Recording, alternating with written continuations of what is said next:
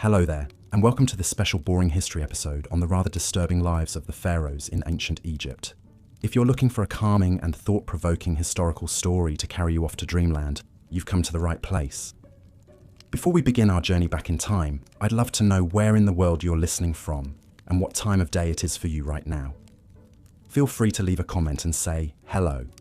And if you enjoy this type of relaxing, educational content, be sure to hit that subscribe button so you never miss an episode. Alright, let's set the stage, shall we? Imagine a land of golden deserts, lush river valleys, and monumental temples and tombs that pierce the vivid blue sky. A civilization that endured for over 3,000 years, leaving an indelible mark on human history. At the center of it all were the pharaohs, the divine rulers who wielded immense power and prestige.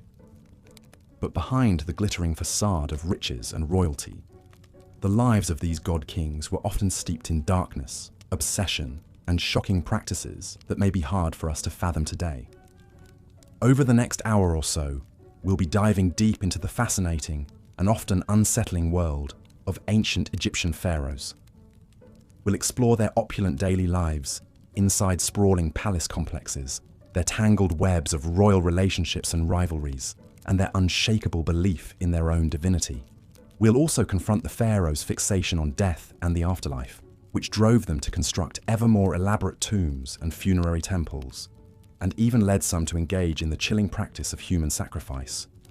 By the end of our journey, we'll have encountered influential figures like Hatshepsut, Akhenaten, King Tut, and Ramses II, and trace the captivating mysteries modern archaeologists are still unraveling about their lives and times. It's a story of power, magic, obsession, and eternal legacies that have enthralled the world for centuries. So dim the lights, settle in, and let the intrigues of ancient Egypt softly whisk you away on the wings of history. But before we fully immerse ourselves in the distant past, let's first zoom out and take in ancient Egyptian civilization at its height. Stretching from around 3100 BCE to 30 BCE, ancient Egypt was one of the first and longest-lasting complex societies in human history. The kingdom was born when King Menes unified the disparate tribes of the lush Nile Valley into a single state, taking advantage of the river's fertile floodplains to fuel an agricultural revolution that would be the envy of the ancient world. Over the centuries, Egypt grew into a powerhouse of wealth, culture, and influence, its lands stretching from the Mediterranean Sea to deep into Nubia in the south. The pharaohs presided over a centralized state with a sophisticated bureaucracy, groundbreaking technological advancements like the ox-drawn plough and sailboats, and a rich culture that produced timeless works of art, architecture, and literature. The Egyptians developed one of the world's earliest writing systems in the form of hieroglyphics, as well as a 365-day calendar that tracked the annual flooding of the Nile with uncanny precision. But perhaps their most visible and enduring achievements were the colossal monuments they left behind, the Great Pyramids, sprawling temple complexes, and subterranean tombs hewn into cliffsides. These awe-inspiring feats of engineering served to project the godlike power and prestige of the pharaohs, while also hinting at the depths of their obsession with death and eternity. For the pharaohs, this earthly life was but a prelude to a glorious and well-provisioned immortality, and they would bend immense resources and human capital to securing their share of forever. At the center of this remarkable civilization were the pharaohs themselves, the divine kings who ruled as the living embodiment of the god Horus on earth. The pharaoh was the supreme authority in all matters of state, religion, and war, wielding a level of power and influence that would be almost unimaginable today. He, or in rare cases she, was responsible for maintaining order and balance in the cosmos, placating the gods with rituals and offerings, and ensuring the prosperity and protection of the Egyptian people. But this exalted status came with a dark side as well. As we'll soon discover, the pharaohs were bound by an intricate and often brutal web of rituals, superstitions, and obligations that governed every aspect of their lives and deaths. From the incestuous marriages they contracted to keep the royal bloodline pure, to the servants and pets they took with them into the grave, to the shocking acts of deification and human sacrifice some pharaohs engaged in. The lives of these divine rulers were often steeped in as much darkness as light. So, as we set off to explore the private lives and enduring legacy of some of history's most iconic and influential rulers, brace yourself for a journey into the captivating, beguiling, and at times disturbing world of the pharaohs of ancient Egypt. Let's begin by imagining a day in the life of a pharaoh at the height of the New Kingdom, around 1500 BCE. Dawn breaks gently over the shining limestone walls of the pharaoh's sprawling palace complex at Thebes. The king and his entourage are roused from their sleep by the soft sound of blind musicians serenading the sunrise, as barefoot servants pad silently through torchlit halls, bearing trays of delicacies to break the royal fast.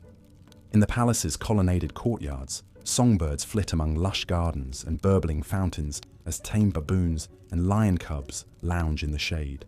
The pharaoh emerges from his bedchamber accompanied by a coterie of body servants, who have spent the last hour attending to his elaborate grooming regimen. They've shaved his head and body silky smooth to stave off lice, lined his eyes with striking kohl and green malachite, and anointed his limbs with fragrant oils and perfumes. Gold and electrum gleam at his throat and wrists, while an exquisite crown in the shape of a falcon encircles his brow, a symbol of his divine kinship with the god Horus. Thus arrayed in all his finery, the living god strides forth to begin his packed schedule of daily duties and devotions. First on the agenda is a visit to the palace shrine to make offerings and libations to the chief gods, Re the sun god, Osiris the god of the underworld, and the pharaoh's own deified ancestors. Chanting priests fill the incense-perfumed air with hymns and prayers, as the king prostrates himself before the serene painted gazes of the gods. With his religious obligations discharged, the pharaoh convenes his council to hear petitions, dispense judgments, and consult on affairs of state. Seated on a golden throne, he listens as his vizier reads out the day's business. Boundary disputes to settle, trade agreements to negotiate, construction projects to oversee. Though he solicits advice from his most trusted courtiers, the final word on all matters ultimately rests with him. The day wears on in a blur of ceremonies and spectacles designed to awe the populace and reinforce the pharaoh's divine right to rule. The king processes through the city in a magnificent chariot, the cheers of his subjects rising like a wave as he showers them with gifts of gold and grain. He officiates over the ritual opening of a new temple, driving in the first peg with a golden mallet as priests chant incantations to seal the sacred space. But even in these moments of public triumph, an undercurrent of dark superstition and obsessive ritual runs beneath the surface. The pharaoh is careful to always enter a room right foot first to ward off evil spirits. He eats only with his left hand, reserving his right for communing with the gods. And he never, ever allows his shadow to fall across a priest or a statue of a deity, lest he incur divine wrath that could bring ruin upon the kingdom. As Re's fiery orb sinks slowly toward the western horizon, the pharaoh retires to his private quarters for a few snatched moments of relaxation before the evening banquet. Lithe dancing girls sway sinuously to the strains of harps and lyres, while the king sips date wine from a golden goblet and contemplates the finer points of theology with his advisors. But even in repose, the spectre of death and eternity are never far from his mind. For the pharaoh knows that this mortal life, however opulent and godlike, is but a fleeting dream compared to the glorious forever that awaits him in the field of reeds. It's why he's already poured untold resources into his tomb in the Valley of the Kings, a hidden city of the dead, where he will reign in splendor for all eternity. But first, he must navigate the tangled web of obligations and dangers that come with wearing the double crown. And nowhere are those perils more present than in his own royal household. From the day he ascends the throne, one of the pharaoh's most pressing duties is to secure the succession by producing a male heir.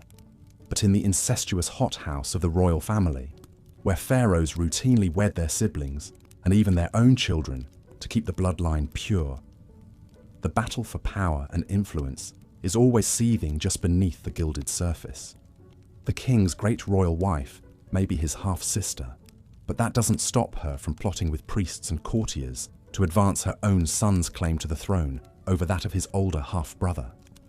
Indeed, the annals of Egyptian history are littered with tales of palace intrigue, rival queens, and ruthless power plays between potential heirs. Take the remarkable story of Hatshepsut, the female pharaoh who ruled as king in her own right for over 20 years in the 15th century BCE. Though she was originally just a regent for her young stepson Thutmose III, Hatshepsut slowly consolidated power, adopting all the masculine trappings of kingship, and even depicting herself with a beard in official artwork.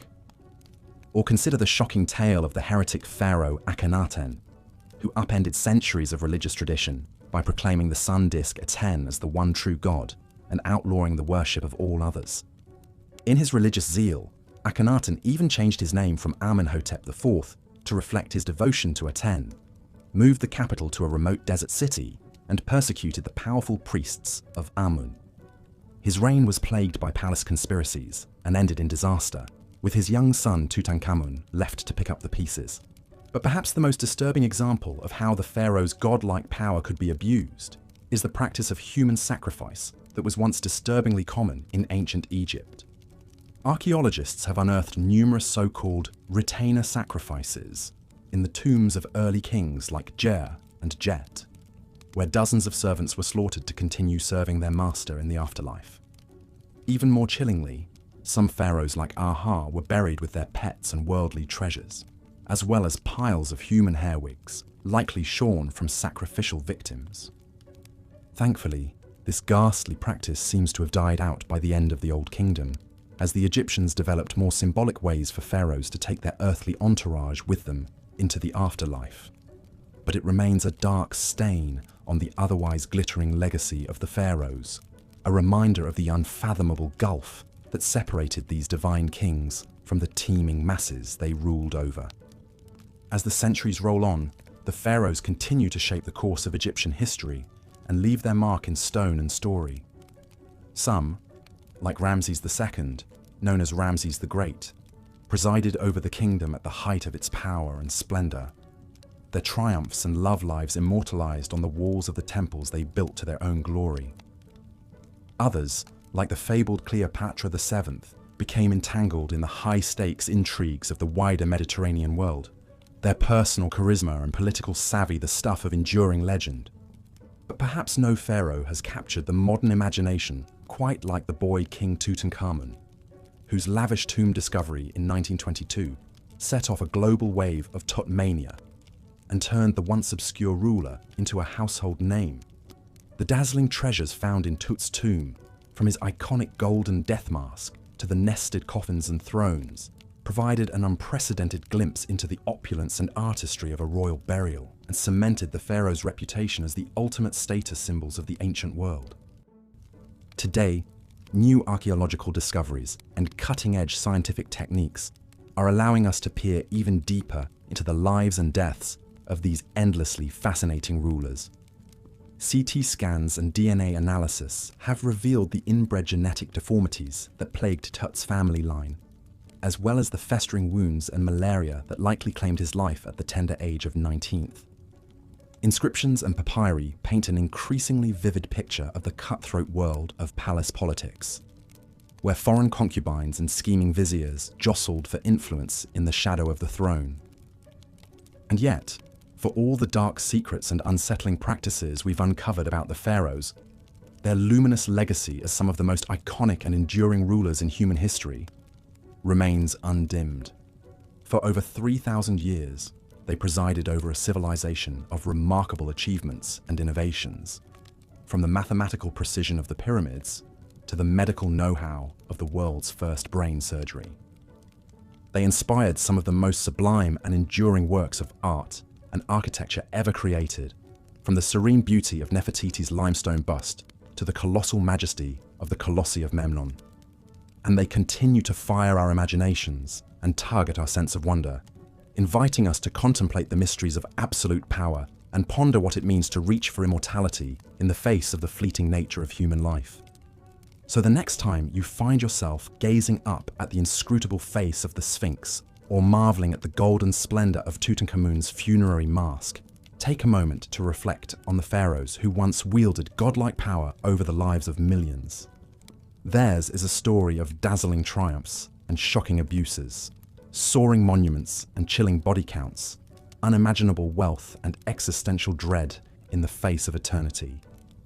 It's a story that reminds us of the heights of human achievement and the depths of our capacity for cruelty, the unquenchable thirst for immortality, and the inescapable reality of death. And it's a story that will continue to captivate us as long as the timeless stones of ancient Egypt keep their secrets close, inviting each new generation to unravel anew the endlessly fascinating riddle of the pharaohs. And with that, we've reached the end of our whirlwind tour through the disturbing and dazzling lives of ancient Egyptian pharaohs. I hope you've enjoyed this deep dive into one of history's most iconic and influential civilizations, and that the stories of these larger-than-life rulers have provided some rich food for thought as you drift off to sleep. As always, thanks so much for tuning in to Boring History, and for spending a portion of your day exploring the endlessly fascinating nooks and crannies of our shared human story. If you've enjoyed this immersive journey into the distant past, I'd be thrilled if you could hit that subscribe button and leave a comment sharing your thoughts on the pharaohs and their far-reaching legacy. Until next time, sweet dreams, and may your reveries be filled with the golden light of the eternal sun disk, the lush reeds of the field of reeds, and the whispered secrets of the kings and queens who once ruled as living gods over the shimmering sands of ancient Egypt. Good night. As we've seen, the pharaohs of ancient Egypt lived lives of opulence and grandeur almost unimaginable today. But behind the glittering facade of gold and gods lay a darker reality, one of unchecked power, mystical obsessions, and the ever-present spectre of death. Perhaps no pharaoh embodied these contradictions more than Ramses II, also known as Ramses the Great. Ascending to the throne around 1279 BC, Ramses would rule for an astonishing 66 years, one of the longest reigns in Egyptian history. He presided over an era of great prosperity and embarked on a massive building campaign, erecting temples, obelisks, and statues across the empire. The sheer scale and grandeur of these monuments were meant to awe his subjects and proclaim his divine power for all eternity. But Ramses II's thirst for glory and immortality knew no bounds. He fathered over 100 children with a vast harem of wives and concubines. He didn't hesitate to deface or outright destroy the temples and monuments of previous rulers, replacing their names and images with his own in a brazen act of propaganda. Even the colossal statues he erected of himself, some towering over 80 feet tall, were exercises in deified narcissism and self-aggrandizement. Yet perhaps most disturbing were the measures Ramses took to ensure his own afterlife. His sprawling tomb complex, the Ramesseum, included a massive funerary temple served by an entire city of priests, artisans, and slaves. Ramses spared no expense furnishing his eternal resting place, packing it with unimaginable treasures, golden chariots, exquisite furniture, intricately carved alabaster vessels. Even his beloved pet lion was mummified to accompany him. But Ramses didn't stop there. Recent excavations suggest that many of the pharaoh's household staff, including his concubines, were ritually sacrificed upon his death so they could continue serving him in the afterlife. The remains of these victims paint a grim picture, their bodies posed as if still waiting hand and foot on their master, now an eternally divine king. It's a chilling reminder of just how far ancient Egyptian rulers were willing to go in their quest for immortality and godlike power.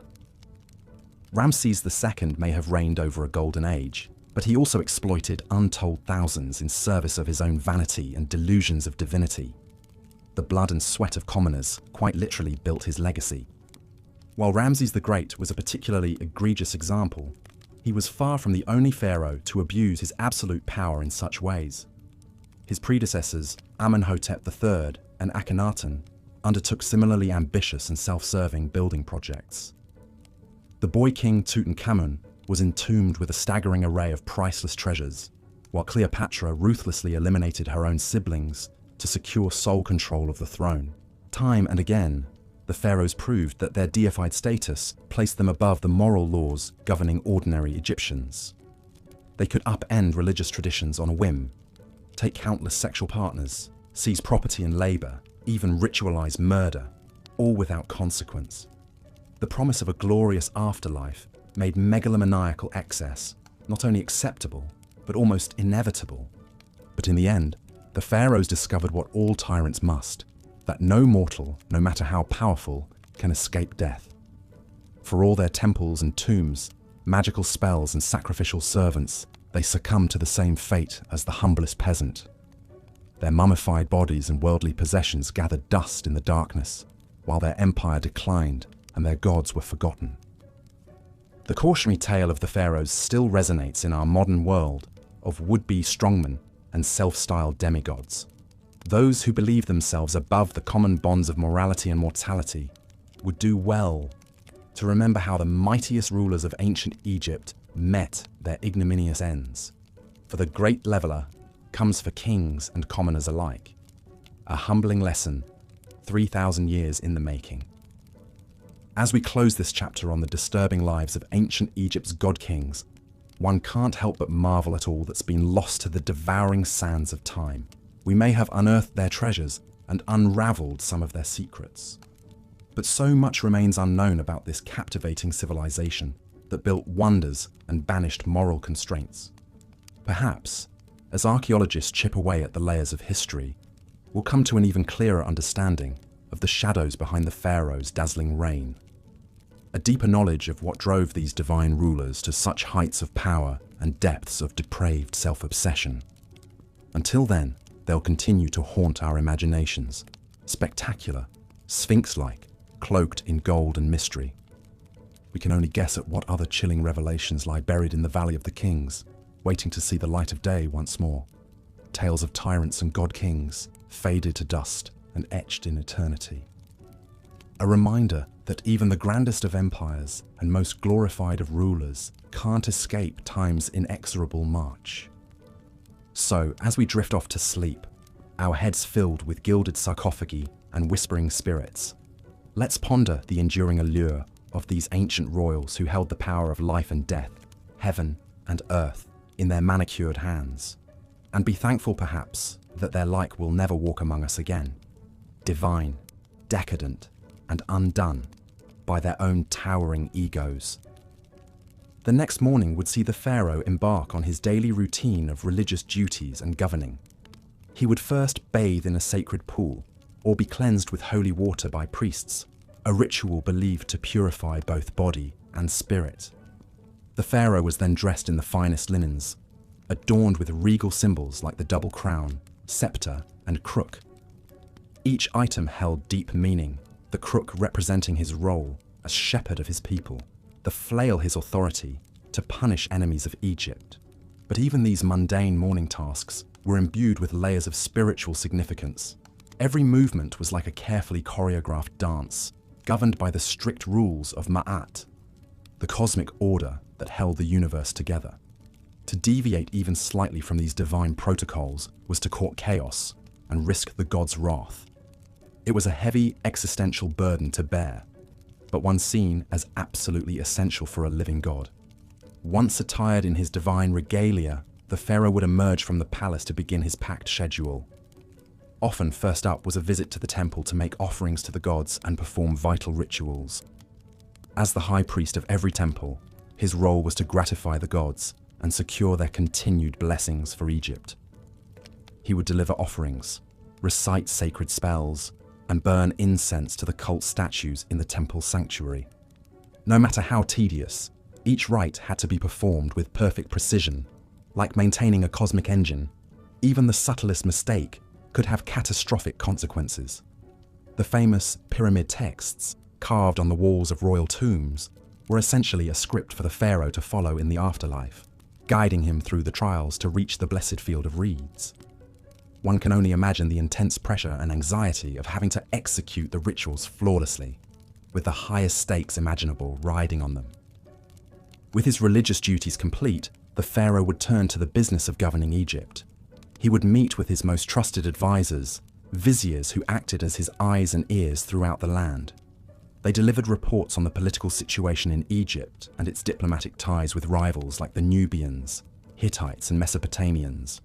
The pharaoh would hear petitions from his people and pronounce his judgments according to Ma'at. Although the viziers oversaw the vast state bureaucracy on a day-to-day basis, the pharaoh had the final say on all matters and was expected to uphold justice. Governing a massive state was challenging enough, but the pharaoh's absolute power created its own disturbing incentives. With no real check on his whims, a pharaoh could easily succumb to corruption or tyranny if he wished. Some pharaohs imposed brutal taxes and forced labor on their subjects to build their own lavish monuments. Others grew paranoid and resorted to ruthless purges of anyone they perceived as a threat. The Ptolemaic pharaoh Ptolemy IV had his own mother and brother murdered to eliminate potential rivals to the throne. With ultimate power over life and death, even the bonds of family could turn deadly. But the pharaoh's day wasn't all blood and toil. He was also entitled to enjoy the finest earthly pleasures and leisure pursuits.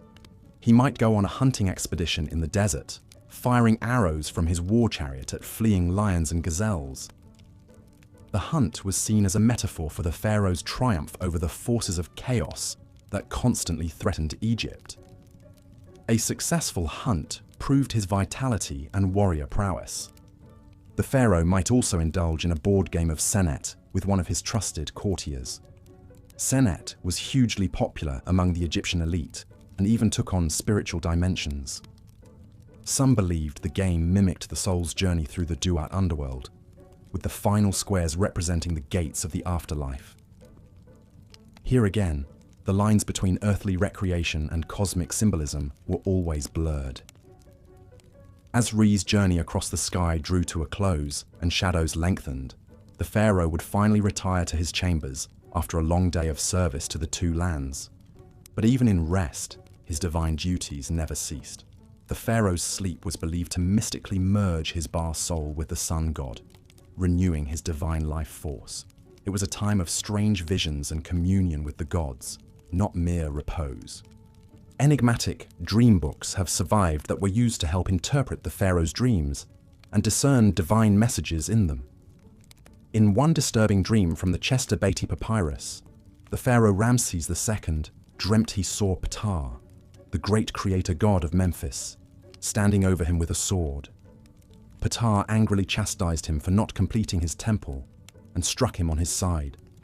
When Ramses awoke, he was determined to appease the wrathful deity by expediting work on the temple. Even in his own dreams, it seemed, there was no refuge from the crushing pressure of his role. The pharaoh's waking hours may have passed according to strict ritual and protocol, but his sleeping mind was an untamed landscape where deities and demons roamed freely. The same potent magic he wielded by day held sway in this nocturnal realm, for good or ill. Spells were carved on headrests and bed frames to protect the vulnerable sleeper from malign forces. This liminal space between waking and dreaming was a potent time for communing with the unseen and for divining the gods' mercurial wills. The life of a pharaoh, from sunup to sundown, was a tightrope walk between the earthly and divine, the banal and sublime. Every action, no matter how routine, took on transcendent significance. In a world pulsing with magic and portent, there could be no real distinction between sacred and profane. That pervasive aura of mysticism and symbolism infused the pharaoh's day-to-day existence, but also justified the absolute power he wielded. By upholding Ma'at in the material realm, the pharaoh sustained the proper order that kept the cosmos from dissolving into oblivion.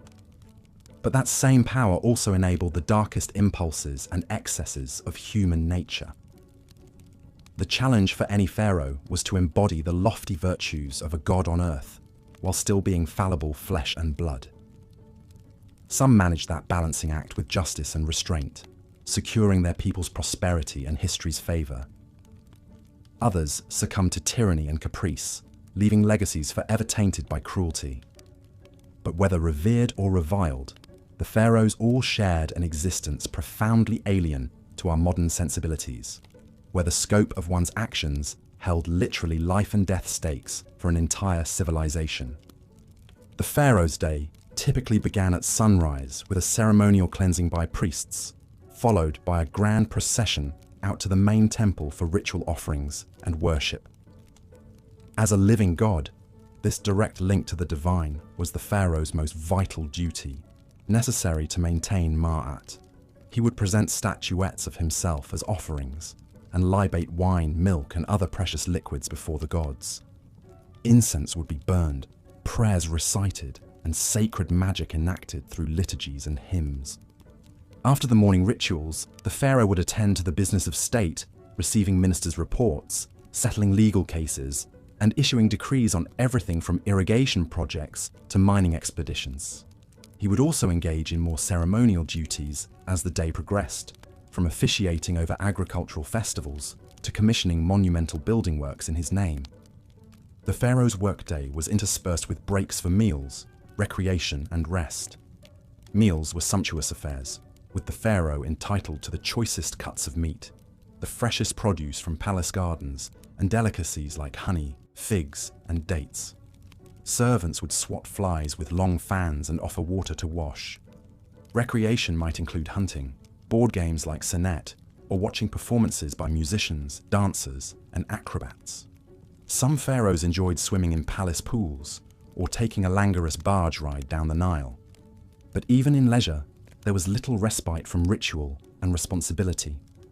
If the pharaoh opted for a pleasure cruise, it would be aboard a gilded barge hung with fluttering pennants, rowed by crews of servants as he relaxed under a canopy with his family and courtiers. If he retired to his harem for the evening, he was still expected to spend time with his great royal wife and produce heirs to secure the dynasty. The God King's life was a goldfish bowl of relentless public scrutiny and expectation. While the pharaoh's magnificent surroundings and godlike status may seem enviable, it was in truth an intensely demanding and precarious existence. The smallest lapse in upholding Ma'at, whether ritual or moral, could unleash the furies of fate upon the entire land. He was like an acrobat crossing the Nile on a gossamer thread, poised between the earthly and the eternal. The burden of his office was an exhausting marathon of pageantry and weighty decisions, with the highest possible stakes in play. As the pharaoh finally retired for the evening, borne aloft on a gilded palanquin to his royal bedchamber, the day's exertions would take their toll. Falling into a dreamless sleep, he could at last slip the yoke of ritual and protocol, however briefly. In the morning, the great wheel would turn once more, and the demigod would re-emerge to greet the rising sun. But in those darkest hours before dawn, the pharaoh's chamber was a hushed sanctum of shadows and murmuring breaths, of stillness and quiet. Here, in night's forgiving embrace, he was merely human once more. Royal relationships and rivalries. The ancient Egyptian royal court was a hothouse of political intrigue, power plays, and Machiavellian machinations. At its apex was the pharaoh himself, the nucleus around which courtiers, officials, priests, and supplicants all revolved like planets around the sun. But the pharaoh was far from alone in his gilded cage. From incestuous marriages to murderous feuds, the intimate relationships and seething rivalries of the royal household were an eternal wellspring of drama to rival any soap opera. The women who surrounded the pharaoh were some of the most influential and intriguing figures in the palace. Foremost among them was the great royal wife, the queen who was meant to be the pharaoh's favorite consort and chief partner in ruling Egypt. Many queens wielded substantial power in their own right, with some like Nefertiti and Hatshepsut even eclipsing their husband's authority. Nefertiti, the legendary beauty and great royal wife of the oddball pharaoh Akhenaten, may have reigned as a full-fledged co-ruler beside him during the height of the Amarna period's religious upheaval. She vanished mysteriously from the record in Akhenaten's final years, but some tantalizing clues hint that she may have even succeeded him as the shrouded pharaoh Smenkhare. The jury's still out on that enigma. Hatshepsut's unprecedented power play was even more dramatic. As the royal daughter, wife, and mother of kings, Hatshepsut was uniquely poised to make her move when her young stepson Thutmose III inherited the throne. First serving as his regent, Hatshepsut soon assumed the full titles and regalia of a king in her own right, dropping the feminine endings from her royal name. For over 2 decades, Egypt had a female pharaoh in all but anatomy, dominating a time of immense prosperity and monumental building. Only after her death did Thutmose III emerge from the shadow of his formidable stepmother. But being the pharaoh's chief wife and queen was no guarantee of an easy life. In a polygamous palace, the queen always had to stay on her toes to maintain her influence and guard against rivals. One of the most infamous examples was the bitter war between Ramses II's chief queen Nefertari and the secondary wife Isetnofret, mother of the heir apparent. Court gossip gleefully chronicled how the two powerful women schemed ceaselessly against each other, using everything from lavish banquets to slanderous graffiti to sway the pharaoh's favor. The stakes in this Game of Thrones were immensely high, as queens vied to secure the succession for their own sons. Isetnofret ultimately triumphed, living to see her son Meneptah take the throne, but only after decades of cutthroat intrigue. Such vicious rivalries between a pharaoh's wives were par for the palace course. Incest was another queasy quirk of royal marriages, seen as essential to safeguarding the sacred bloodline. Pharaohs often married their sisters, daughters, and even mothers in an attempt to keep the royal lineage as pure as possible. The Greek Ptolemaic dynasty took this to extremes, with the family tree knotting back on itself in a snarled tangle of repeated incestuous unions. Cleopatra VII, the most famous Ptolemy of all, was actually the product of at least 3 generations of uninterrupted brother-sister marriages. Her family seemed to be competing to rack up the most convoluted incestuous relationships, with uncle-niece and even double-sibling matches thrown in for good measure. Ironically, all this incestuous inbreeding may have produced the genetic quirks and mental instability that ultimately doomed the dynasty. But incest in the royal family wasn't just a Ptolemaic phenomenon. It was an age-old custom dating back to the mythical origins of Egyptian kingship itself. The pharaoh was seen as the earthly embodiment of Horus, the divine son of Osiris and Isis, a brother-sister pair who also happened to be husband and wife. By emulating the gods' incestuous marriage, the pharaoh was upholding the cosmic order and literally following in the footsteps of the gods. Of course, such sibling marriages must have taken a heavy toll, both psychologically and genetically. The famous Tutankhamun was the sickly, short-lived product of an incestuous match between Akhenaten and his sister. His congenitally deformed foot and cleft palate point to the deleterious effects of inbreeding. But to the ancient Egyptians, purity of blood was far more important than genetic diversity. Incest was therefore not a taboo, but a sacred tradition. If rivalries between wives were vicious, those between potential heirs could be downright murderous. Primogeniture was not a hard and fast rule in ancient Egypt, meaning that any son or even daughter of the pharaoh could potentially make a play for the throne. This often led to cutthroat power struggles and grim succession crises as rival princes schemed to eliminate their competitors. One notorious example was Amenemhat I, the founder of the powerful 12th dynasty. An advisor to the previous king, Amenemhat launched a successful coup and had himself crowned as the new pharaoh.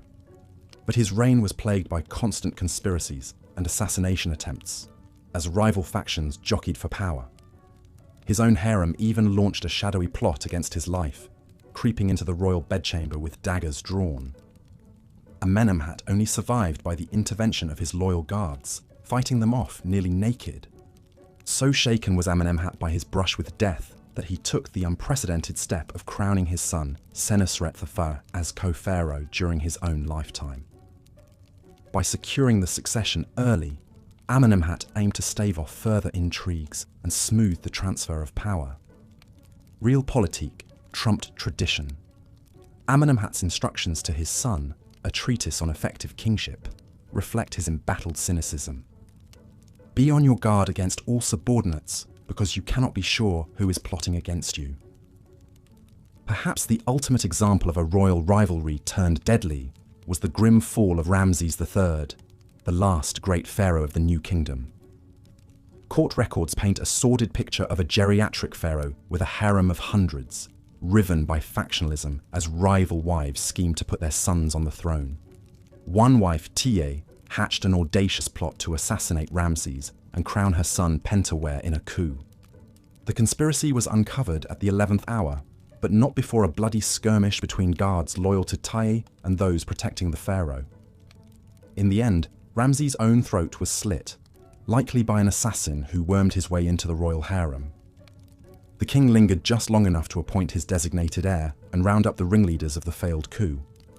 In a grisly epilogue, the chief conspirators were forced to commit suicide, while the hapless Pentuer was brutally executed and denied proper burial. Even in death, royal rivalries refused to rest. Such ruthless intrigues and lethal power plays were all too common in the pharaoh's court, where the knives were perpetually out.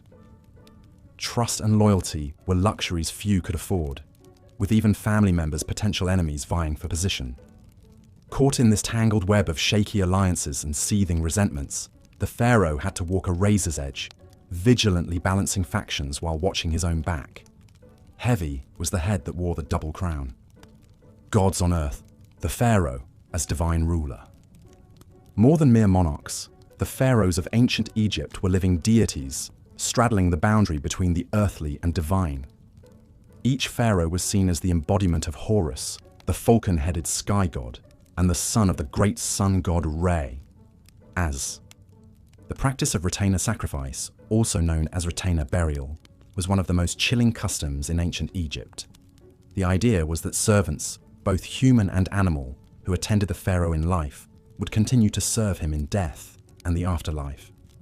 This was seen as an honor, to accompany one's king for eternity. But to our modern sensibilities, it's a staggering loss of life in the name of royal luxury. Some of the earliest evidence of retainer sacrifice comes from subsidiary graves around the royal tombs of the First Dynasty pharaohs at Abydos. These subsidiary graves contain the remains of servants, as well as food, furniture, jewelry, and tools, all the things deemed necessary to serve the pharaoh in the afterlife. The tomb of King Djer is a striking example. Excavations revealed 318 subsidiary burials around his tomb, with servants' bodies arranged in neat rows, believed to have been sacrificed upon Djer's death. Even more unsettling are the animal sacrifices found in pharaonic tombs. Many kings were buried with their beloved pets to keep them company, hunting dogs, cats, monkeys, gazelles, and more. But some animal graves are on a whole different scale. The tomb of King Horahar contained 10 donkeys that had carried his funeral gifts. King Nama's tomb held 10 dogs. The First Dynasty Pharaoh Waj was even buried with no less than 12 baboons, creatures considered sacred to the god Thoth. But perhaps the most bizarre burial good of all was human hair, lots and lots of it. Archaeologists uncovered a staggering 30 million animal mummies and 80 tons of human hair in a series of vast catacombs beneath the Temple of Anubis at Saqqara. Much of this hair is believed to have been shorn from servants and offered to the jackal-headed god of embalming as a plea for the deceased pharaoh's safe journey to the afterlife. As staggering as these numbers are, it's important to note that human sacrifice was not constant throughout ancient Egyptian history. It seems to have been practiced only in the early dynastic period, phasing out as mummification and more symbolic burial goods took precedence. By the time of the New Kingdom, human sacrifices had disappeared, replaced by Shabti figurines meant to magically come alive and act as servants in the afterlife. Still, those early royal tombs with their grim galleries of subsidiary burials leave a lasting and haunting impression. They speak to the absolute power of the pharaohs and the value placed on their post-mortem comfort above all else. Even in death, the pharaohs commanded the living. Their sacred status meant their journey to the afterlife was all that mattered, no matter how many had to die to ensure it. This is perhaps best summed up by the inscription on the tomb of the 6th dynasty courtier, Reni the Elder. He proudly describes his role in building the royal tomb, saying, "His Majesty sent me to Ebed to bring the sarcophagus with its lid, and the costly, august pyramidion for the pyramid called Menara Shines and is Beautiful of the Queen. I did it all in the completeness and exactness which His Majesty loves." The pharaoh's eternal resting place was paramount, sparing no expense, effort, or life. But not all pharaohs clung to these dark, sacrificial practices. The reign of Akhenaten, the controversial king who upended Egyptian religion by worshipping only the sun disk Aten, is notable for its lack of evidence of human sacrifice. Akhenaten moved the capital to a new city, Akhetaten, known today as Amarna.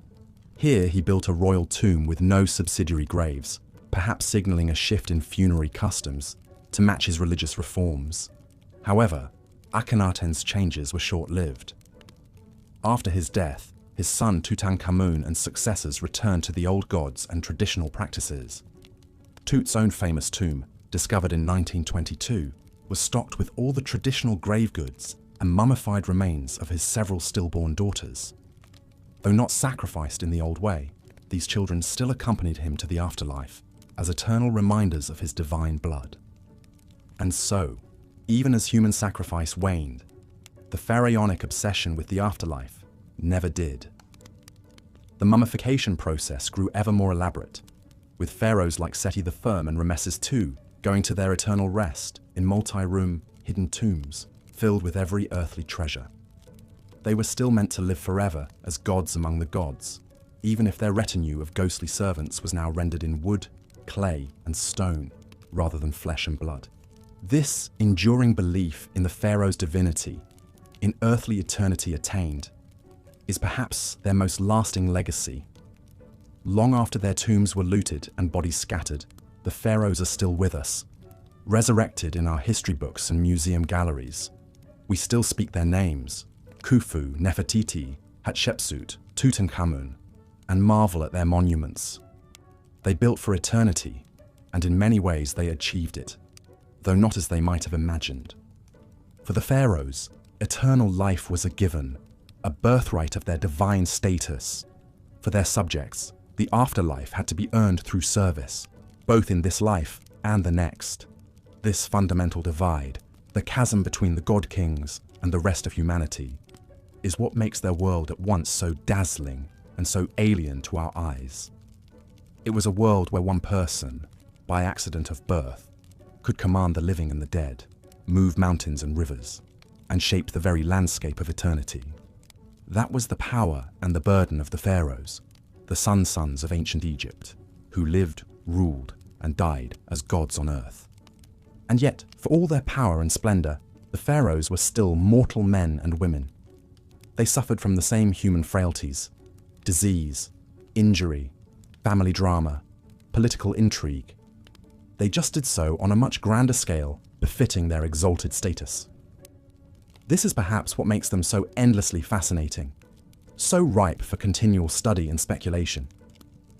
They were larger than life, but still life-sized.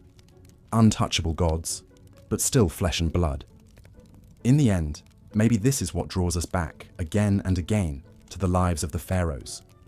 They built the pyramids and great sphinx, grand temples and hidden tombs, but they also loved their children, mourned their dead, and hoped for eternity. They were both extraordinarily powerful and extraordinarily human. And that, more than any monument or mummy, is their most enduring legacy. The reminder that even the most exalted among us are still one of us. Even a pharaoh, beneath the crowns and finery, the incense smoke and chanting priests, was still a person making their way in the world, looking ahead to the next. The ancient Egyptians believed that to speak the name of the dead was to make them live again. Perhaps then, we are all part of the pharaoh's afterlife, every time we tell their stories, ponder their lives, and marvel at their works. They built their tombs and pyramids to last till the end of time, and in doing so, they built themselves into the very bedrock of our history. The pharaohs may be gone, but they are not forgotten. They live on in our collective memory, as real and vivid as the paint on their tomb walls. And so we keep them, and their extraordinary, disturbing, dazzling world, alive, now and for all eternity. And so we lay the pharaohs to rest, as they were laid to rest so long ago, with reverence, with wonder, and with the whisper of their names echoing down through the ages. Sleep well, god kings and queens of the Nile. May your car endure, your bar take flight, and your stories be told for all time. And thank you, dear listener, for accompanying us on this journey into the distant past. May the peace of the pharaohs be with you, and may your dreams be as sweet as the lotus blossoms on the Nile. Good night. The immense power and influence wielded by the ancient Egyptian pharaohs is truly mind-boggling to contemplate, even thousands of years later. As both divine figures and absolute monarchs, these god-kings lived lives of luxury and excess that would be unimaginable to the average person. But hand in hand with their privileged status came a darker side, one full of deadly intrigues, power-hungry machinations, and disturbing practices that reveal the heavy burden and often twisted realities of sitting on the throne of Egypt. It was a gilded cage in many ways. Take, for example, the pharaoh's daily routine. While it may have been filled with the finest foods, servants attending to every whim, and leisurely pursuits like hunting, boating, and board games, it was also rigidly prescribed by religious duties and superstitious rituals. Every aspect was governed by a desire to maintain Mat, the proper order of the universe. So a pharaoh couldn't simply wake up and do as he pleased. There were temple rites to perform, offerings to make, and a pantheon of gods to appease. The Egyptians believed that the pharaoh had to carry out these rituals in order for the cycles of nature, like the life-giving Nile floods, to continue. That's a heavy responsibility to bear. Even the pharaoh's personal grooming was laden with meaning. Washing in sacred water from the Nile, shaving their heads and donning copious amounts of perfume, makeup and jewelry wasn't just about vanity. It was a way of setting themselves apart, of embodying the divine on earth. And it didn't stop at appearances. Practically every minute of a pharaoh's day was scheduled and accounted for, from petitions and offerings in the morning to touring building projects and consulting with advisors in the afternoon. Even their moments of rest and leisure in the evening were shaped by tradition, and the need to be seen as more than human. The pressure to live up to this superhuman ideal must have been immense, and it bred more than a few pharaohs who, drunk on power and self-aggrandizement, took things to dark and disturbing extremes in their quest to be the supreme ruler on both earth and in the afterlife. You can see this most clearly, perhaps, in the kind of megalomaniac building projects that pharaohs undertook. Not content with your average tomb or memorial temple, some commanded their subjects to toil for decades on massive, glorious monuments to themselves. The Great Pyramid of Giza, one of the 7 wonders of the ancient world, is a perfect example. This was commissioned by the pharaoh Khufu around 2550 BC. Standing over 480 feet tall and comprised of over 2 million limestone blocks, it was the tallest man-made structure in the world for almost 4,000 years. The logistics and labor that went into building Khufu's pyramid are staggering to contemplate. Stones weighing an average of over 2 tons had to be quarried, transported, and assembled with absolute precision using only primitive copper chisels, bronze saws, wooden rollers and sleds, ramps, levers, and pulleys. Experts estimate it took over 20,000 workers and as long as 27 years to complete. And for what? All to house the corpse of one man and ensure his safe passage to the afterlife. It's an astounding, and some would say appalling, display of power and self-aggrandizement.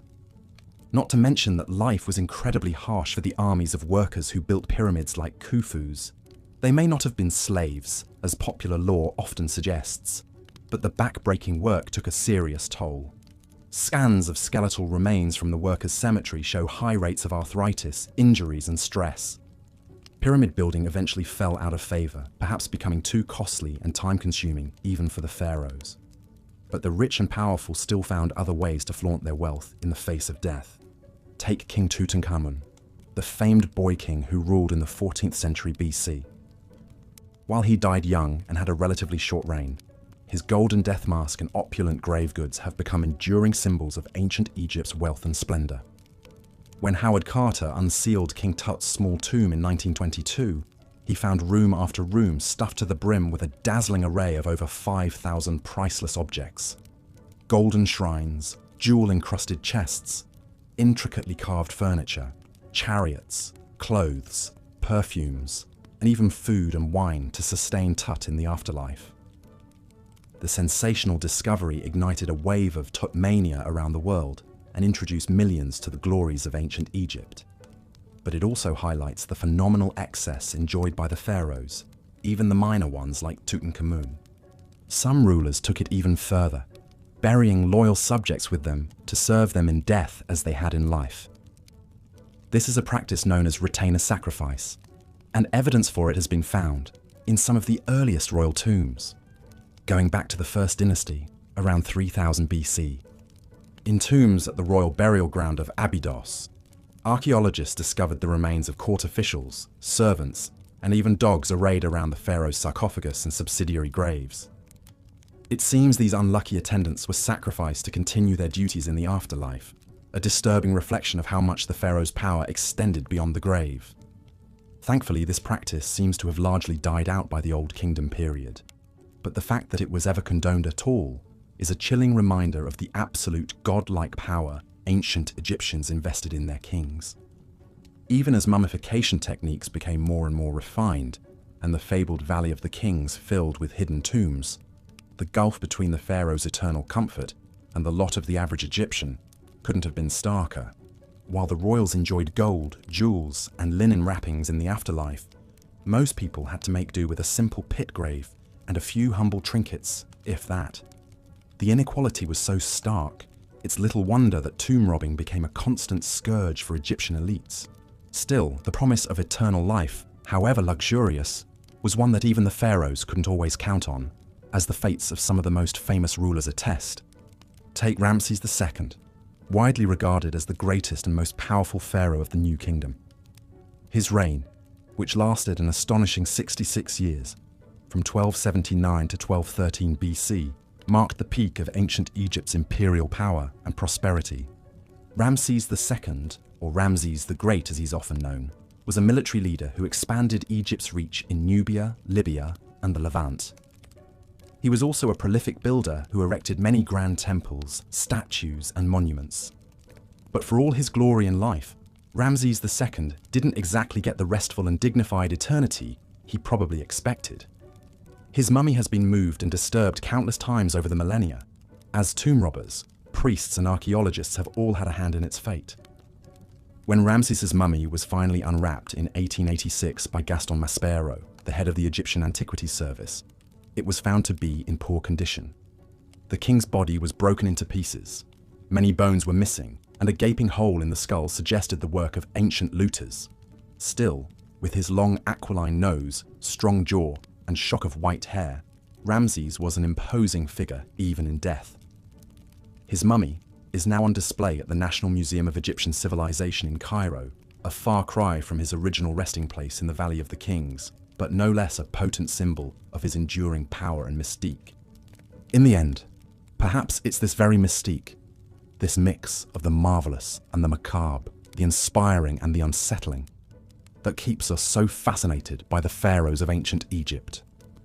They were larger-than-life figures who wielded immense power and wealth, but they were also mortal men, subject to the same fears, foibles, and fates as the rest of us. Peering into their lives, their triumphs and excesses, their vanities and vulnerabilities, is like holding up a mirror to the human condition.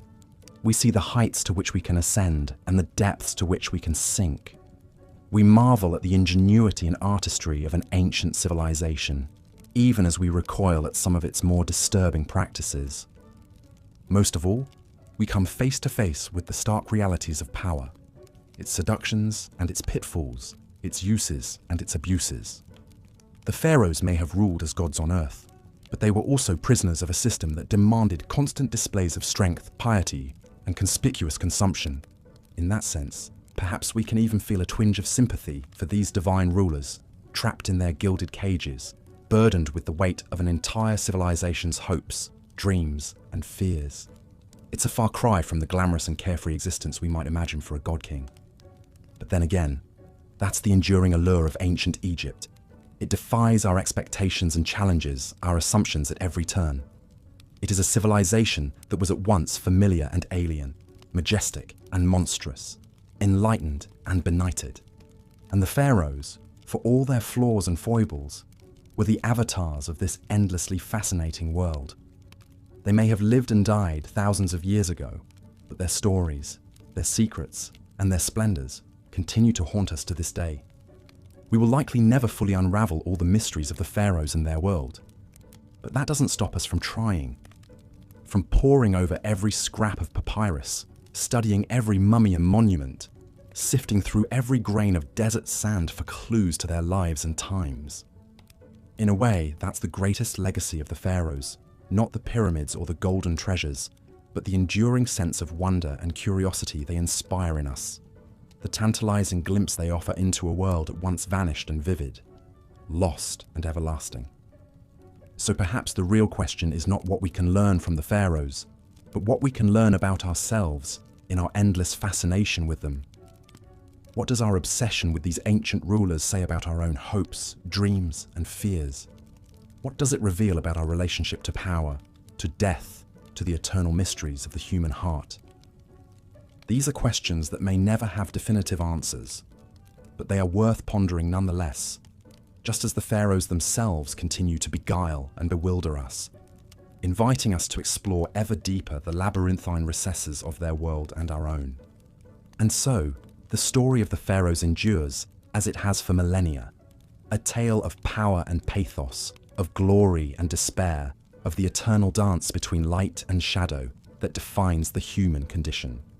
It is a story that will continue to be told and retold, as long as there are those who seek to peer behind the veil of history and glimpse the faces of those who once ruled as gods among men.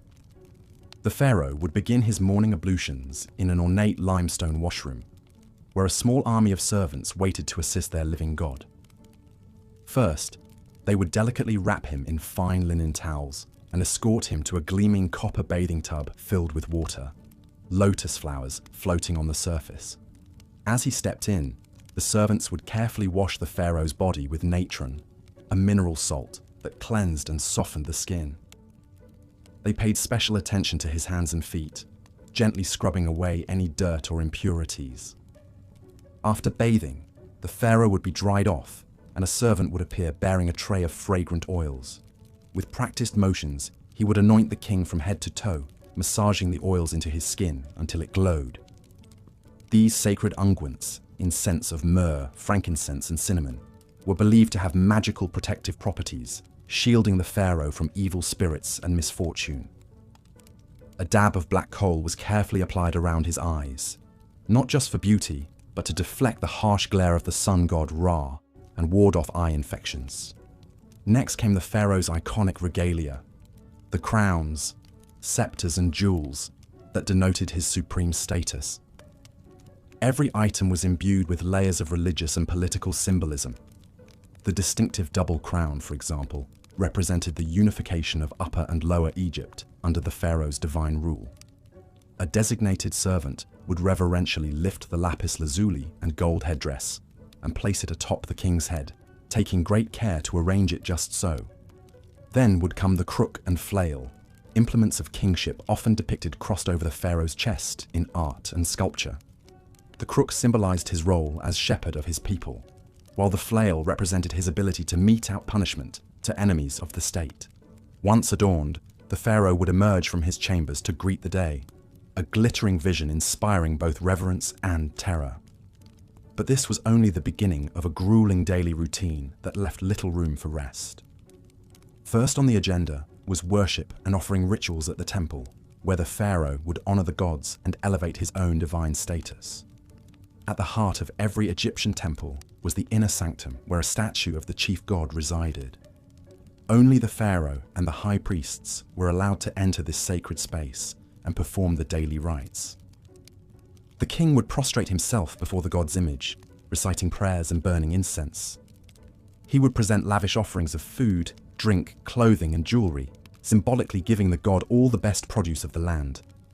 In return, the deity would bestow divine favor and protection on Egypt and empower the pharaoh to rule wisely and defeat his enemies.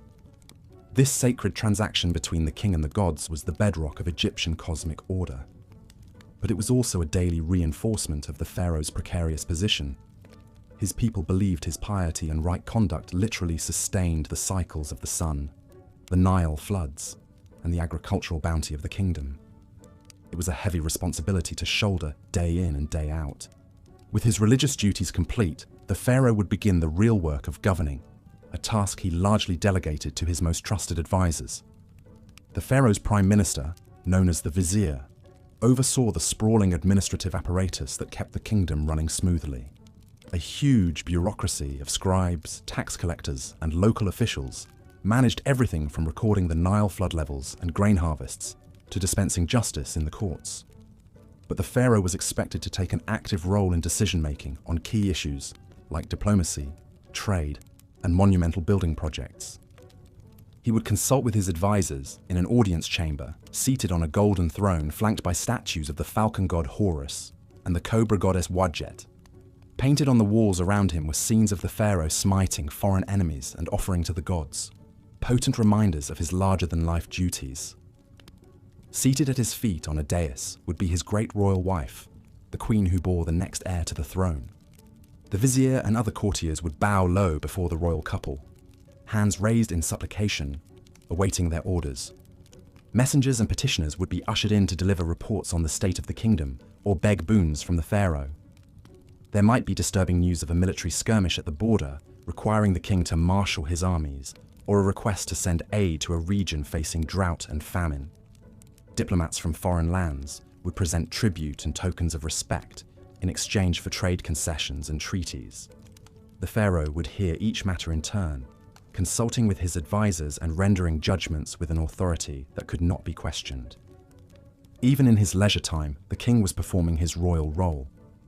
He would go on ceremonial hunting expeditions in the desert, firing arrows at lions and other big game from a speeding chariot.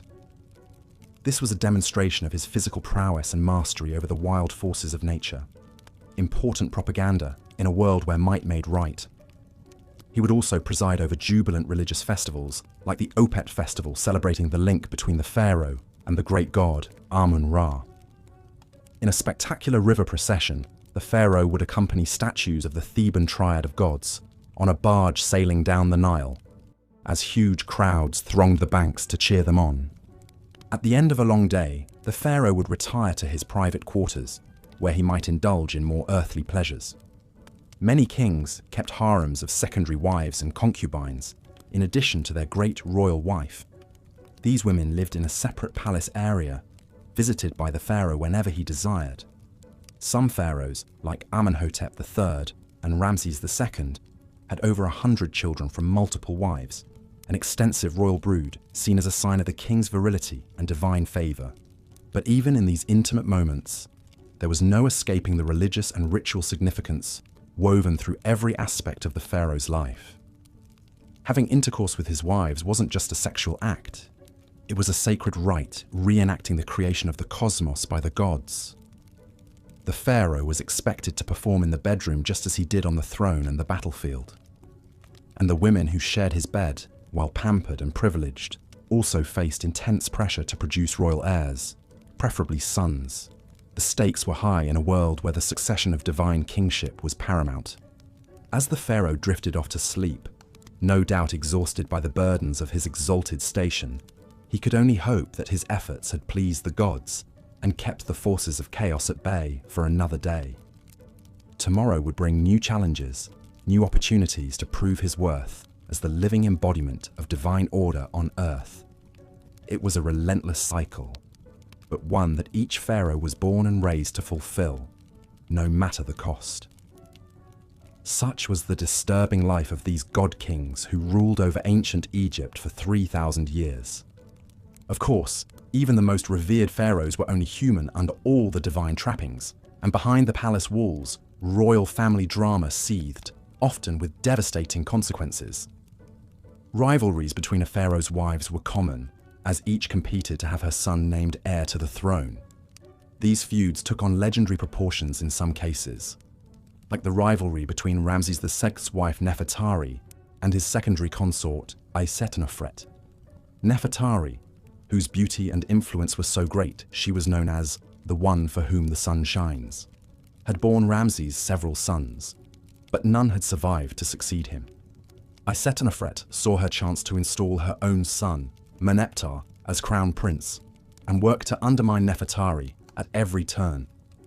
The struggle came to a head when Nefertari's tomb was vandalized, her image hacked out of the wall reliefs in a blatant attempt to erase her from history and memory.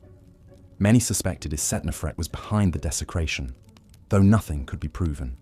In the end, despite Nefertari's unrivaled status, it was Isetnofret's son Merneptah who took the throne after Ramses' death. Such was the Game of Thrones played out in the pharaoh's court, where even the most beloved consort could fall victim to the ruthless machinations of her rivals. Even more scandalous were the rare but documented cases of incest within the royal family.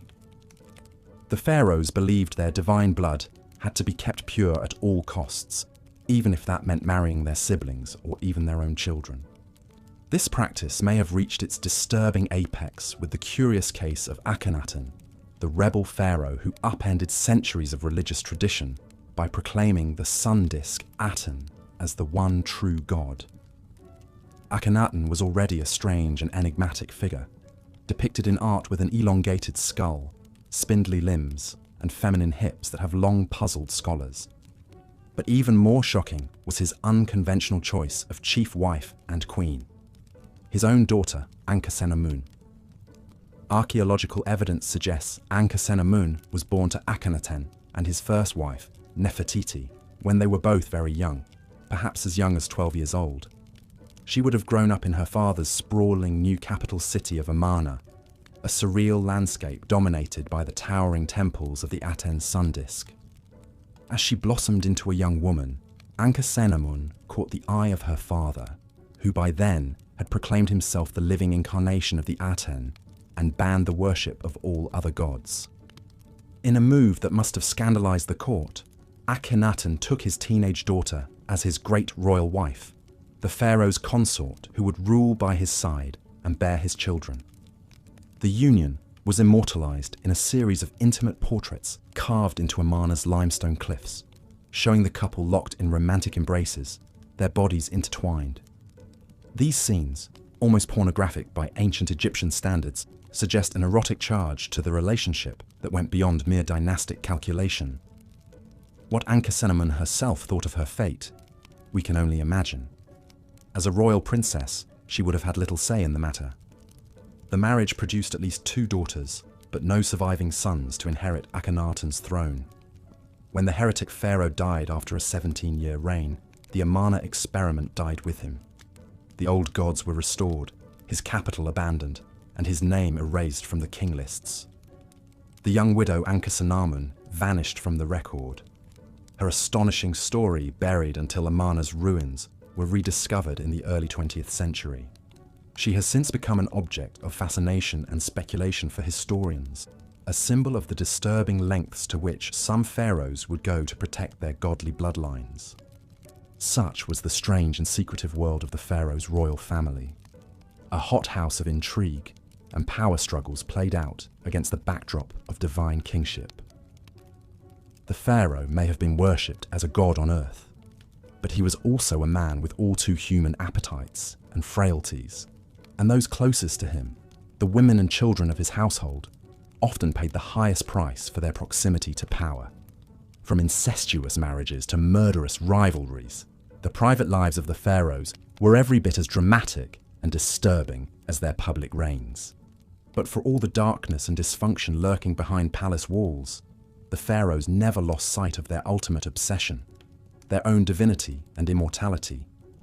From the moment they took the throne, every pharaoh was already planning for the moment they would leave it and ascend to join the gods in the eternal afterlife. And no pharaoh undertook this quest for immortality more assiduously or on a grander scale than the builder of the Great Pyramid of Giza, the legendary Khufu. Ruling in the 4th dynasty of the Old Kingdom around 2550 BCE, Khufu was the son of the pharaoh Sneferu, who had pioneered pyramid building with his innovative bent and red pyramids. But Khufu was determined to outdo his father and erect a monument that would stand the test of eternity. The result was the Great Pyramid, a towering edifice of 2.3 million limestone blocks, rising 481 feet into the desert sky. Even today, it remains the largest single building ever constructed by human hands, a testament to one man's monumental ego and the extraordinary lengths he would go to achieve immortality. The Great Pyramid was more than just a tomb. It was a resurrection machine designed to harness the power of the sun god Ra and the magic of Egyptian engineering to launch Khufu's spirit into the cosmic realms of the gods. Every aspect of its design was suffused with religious symbolism and funerary spells from the pyramid texts, the oldest sacred writings in Egypt. The pyramid's smooth, angled sides were clad in polished white limestone that would have made it shine like a giant prism in the desert sun, a radiant beacon guiding Khufu's soul to the heavens. Inside, a series of narrow, ascending and descending passages led to the king's burial chamber, deep in the heart of the pyramid. This was the most sacred space of all, where Khufu's mummified body would rest in a granite sarcophagus surrounded by all the treasures and supplies he would need for the afterlife. The chamber was a marvel of precision engineering, its walls lined with massive granite blocks fitted so tightly you couldn't slip a piece of paper between them. This was meant to seal the king's body and possessions away from thieves and intruders for all eternity, a secure staging ground for his journey to immortality. But building such a monumental tomb came at a staggering cost, both in resources and human lives. The Great Pyramid required a workforce of skilled masons, engineers and laborers on a scale never before seen in Egypt. Contrary to popular belief, these were not slaves but paid workers, many of them peasant farmers recruited during the annual Nile flood when their fields were underwater. They labored in grueling conditions under the desert sun, hauling massive blocks of limestone up ramps and lever systems to construct the pyramid layer by meticulous layer. Overseeing this vast operation was the pharaoh's cousin Hemiunu, the royal architect who had designed the pyramid and now managed its construction like a military campaign. He commanded an army of overseers and foremen who pushed the workers to their limits, driven by the knowledge that the pharaoh's immortality depended on their speed and precision. Accidents and deaths were an accepted part of the job, with some workers even buried in the shadow of the pyramid they had died building. The human cost of Khufu's ambition was immense, but to the pharaoh, it was a price worth paying for eternal life. He saw himself as a divine being, a god incarnate whose spirit would live forever among the stars of the northern sky. The pyramid was his stairway to heaven, a monumental feat of will and engineering that would ensure his name and legacy endured for all time. And in a sense, he was right.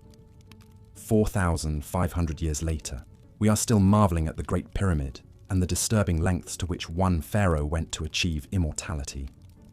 But even Khufu's audacious monument pales in comparison to the extraordinary measures some of his successors took to equip themselves for the afterlife.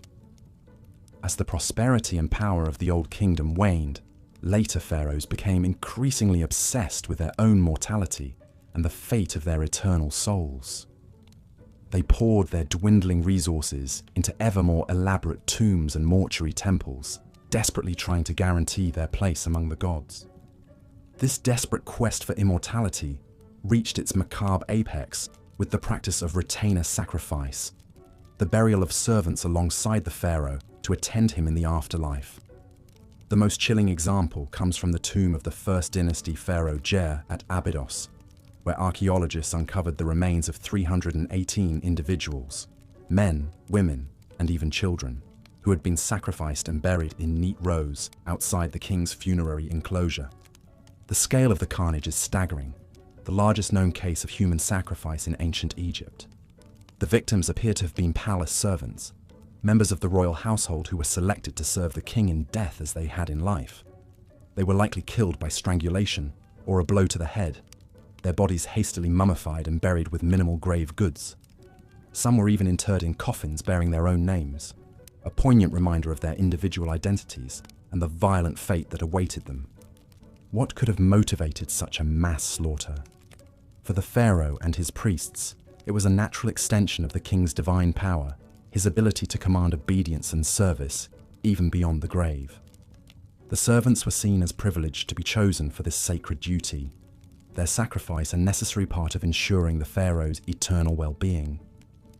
But one can only imagine the terror and despair of those selected, knowing they would soon be joining their master in death.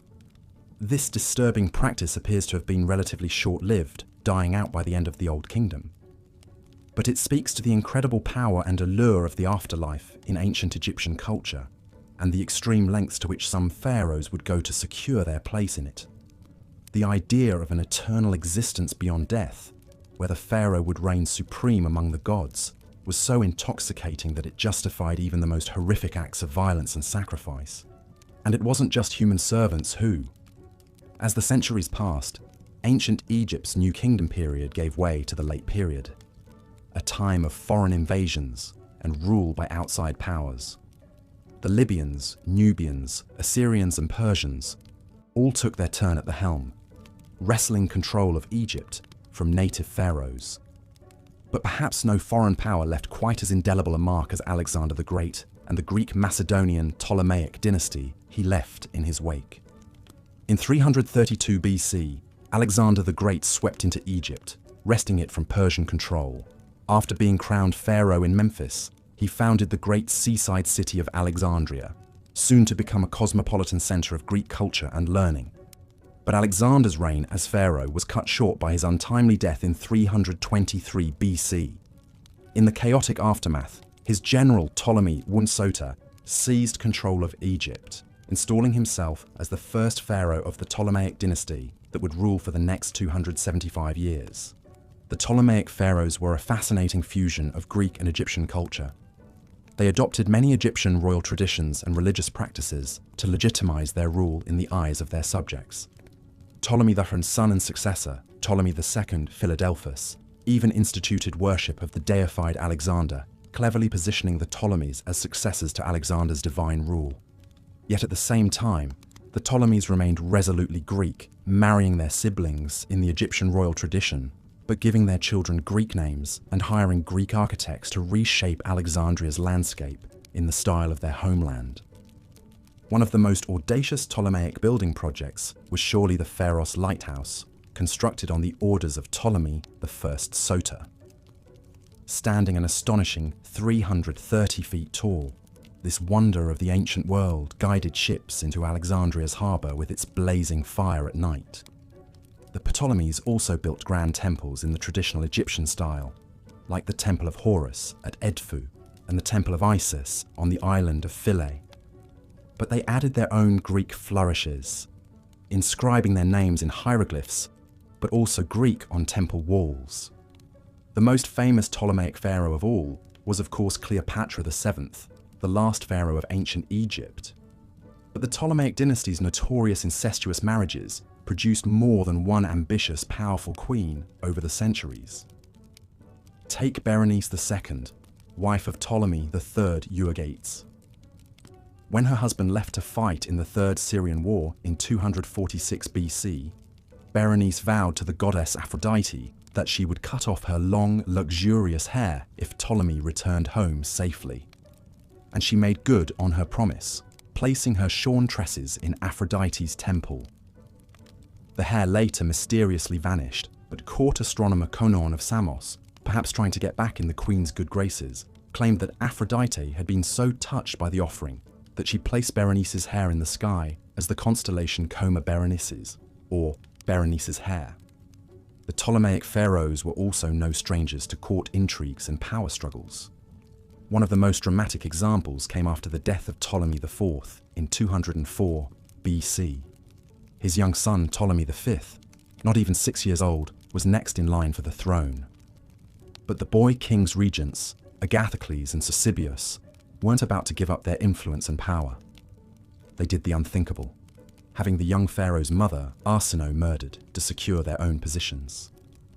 The common people, who had loved Queen Arsinoe, were outraged when they got wind of the sordid plot. They besieged the royal palace, dragging Agathocles and his family out and lynching them in the street. The grisly scene was a stark reminder that while the Ptolemaic pharaohs styled themselves as god kings, they were all too human and vulnerable to the wrath of their subjects. The Ptolemaic era was a time when much of the ancient Egyptian culture and religion we know today was compiled and recorded for posterity. The Ptolemies were great patrons of the arts, sciences, and literature.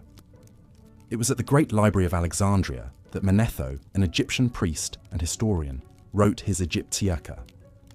This 3-volume work, now largely lost, compiled the first comprehensive list of Egyptian pharaohs and divided their reigns into 30 dynasties.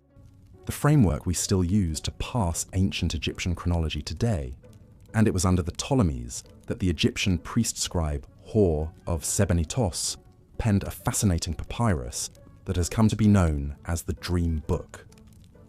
This enigmatic text lists nearly 200 different dreams and their supposed meanings.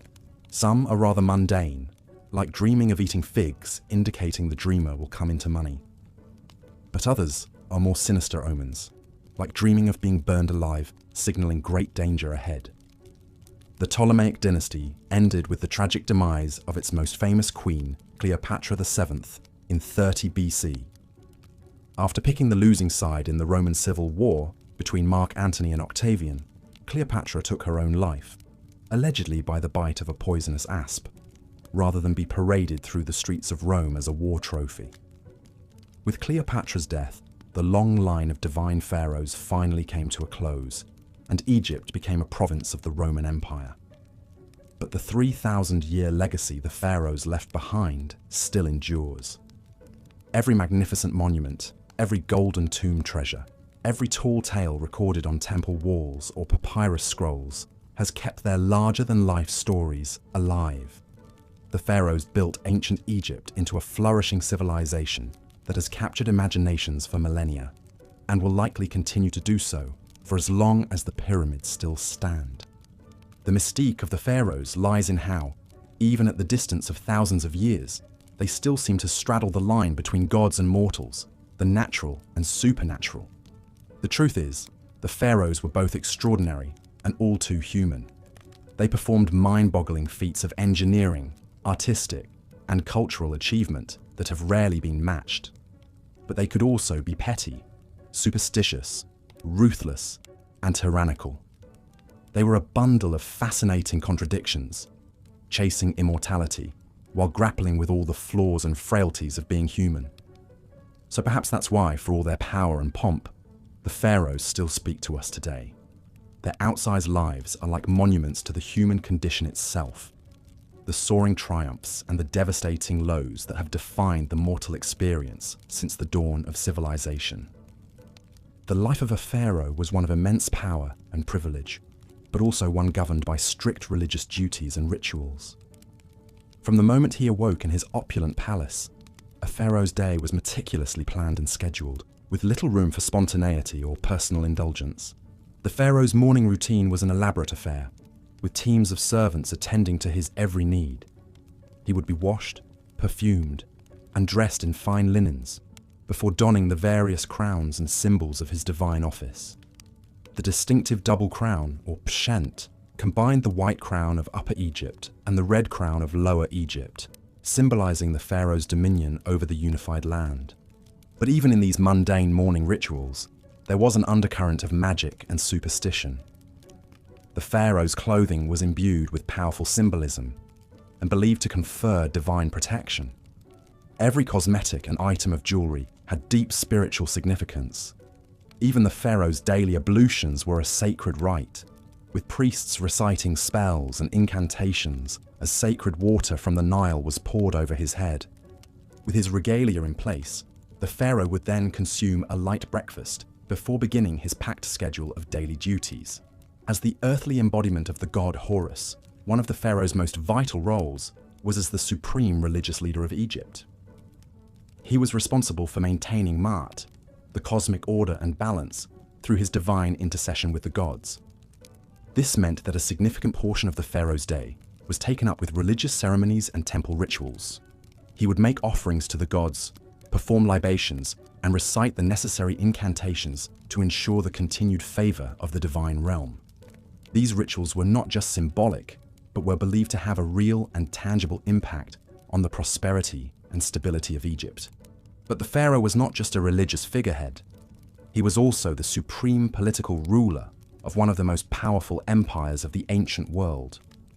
After his religious duties were complete, he would hold court and meet with his advisors to discuss matters of state. The pharaoh had the final say on all issues of law, taxation, trade, and foreign policy. He would also hear petitions from his subjects and dispense justice as he saw fit. The concept of Ma'at extended to social order as well as cosmic balance, and the pharaoh was the ultimate arbiter of this earthly harmony. His word was quite literally law, and his judgments were considered infallible and incontestable. However, even with all of these weighty responsibilities, the pharaoh still had time for leisure and pursuits befitting his exalted status. He might go hunting in the lush marshes along the Nile, or enjoy a sumptuous banquet with his courtiers and foreign dignitaries. Some pharaohs, like Amenhotep II, were known for their athletic prowess and would showcase their skills in archery or chariot racing. But even in these moments of relaxation, the pharaoh was never truly at ease. His life was governed by a strict code of behavior and a constant awareness of his divine role. Every action, every word, every decision was freighted with meaning and consequence. And beneath the surface of this gilded existence lurked a darker undercurrent of superstition, magic, and brutality. The pharaoh may have been the most powerful man in Egypt, but he was also the most vulnerable to the capricious whims of the gods and the machinations of his enemies. Jealous rivals, both within the royal family and among the nobility, constantly plotted and schemed to overthrow him. Sorcerers and magicians employed curses and hexes to bring about his downfall. Even the common people, though they revered the pharaoh as a living god, could turn against him if they felt he had failed in his divine duties. To protect against these myriad threats, both real and supernatural, the pharaoh relied on a complex web of magic and ritual. He wore amulets and talismans imbued with protective spells, and his food and drink were tested for poison by trusted servants. His palace was warded against evil spirits, and his bedchamber was guarded by the most loyal and fearsome of his warriors. But even with all of these precautions, the life of a pharaoh was a precarious one. The annals of Egyptian history are filled with the stories of pharaohs who met untimely and often gruesome ends, from assassination and warfare to disease and dark sorcery. In the end, the pharaoh was as much a prisoner of his divine role as he was its beneficiary. For all of his power and privilege, he was ultimately a slave to the crushing weight of tradition, superstition, and the unyielding expectations of his gods and his people. The life of a pharaoh was indeed a gilded cage, opulent and glittering on the outside, but constricting and suffocating within. And yet, for all of its dangers and drawbacks, the allure of the pharaonic crown was an irresistible one. The chance to wield such godlike power, to shape the course of an empire, to have one's name etched into eternity, these were temptations that few could resist. And so the cycle continued, from one pharaoh to the next, each one striving to outdo his predecessors in grandeur and glory, even as the shadow of mortality and the fickle favor of the gods loomed ever larger.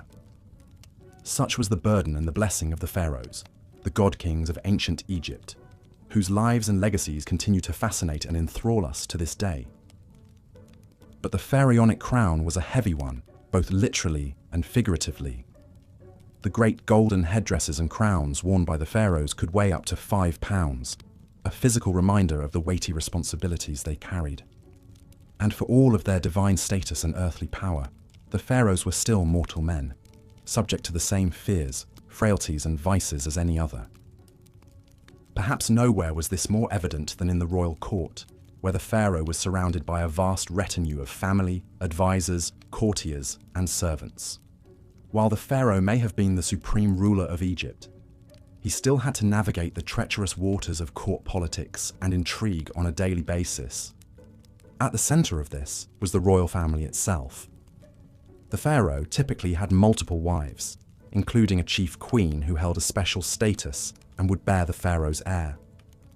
But he also had a vast harem of lesser wives and concubines, many of whom were foreign princesses sent as diplomatic gifts to cement alliances with other nations. This complex web of marriages and liaisons was not just about pleasure or politics. It was also driven by a deep-seated obsession with preserving the purity and divinity of the royal bloodline. The Egyptians believed that the pharaohs were literal descendants of the gods, and that this divine essence was passed down through the generations. To maintain this purity, pharaohs often married within their own family, taking their sisters, daughters, and even their own mothers as wives. This practice of royal incest may seem shocking and abhorrent to modern sensibilities, but for the ancient Egyptians it was a sacred duty, a way of keeping the divine blood of the pharaohs untainted by mortal influence. Of course, this incestuous inbreeding often had the opposite effect, leading to genetic defects, deformities, and a host of health problems for the royal family. The mummies of several pharaohs, including the famous King Tutankhamun, show clear signs of congenital disabilities and chronic illnesses that were likely the result of generations of close familial marriages. But for the pharaohs, the risks of incest were outweighed by the perceived benefits of preserving their divine status. And in a society where the pharaoh was seen as a living god, there was no higher priority than maintaining the purity and power of the royal line. This obsession with divine kingship also had profound implications for the role of women in ancient Egyptian society.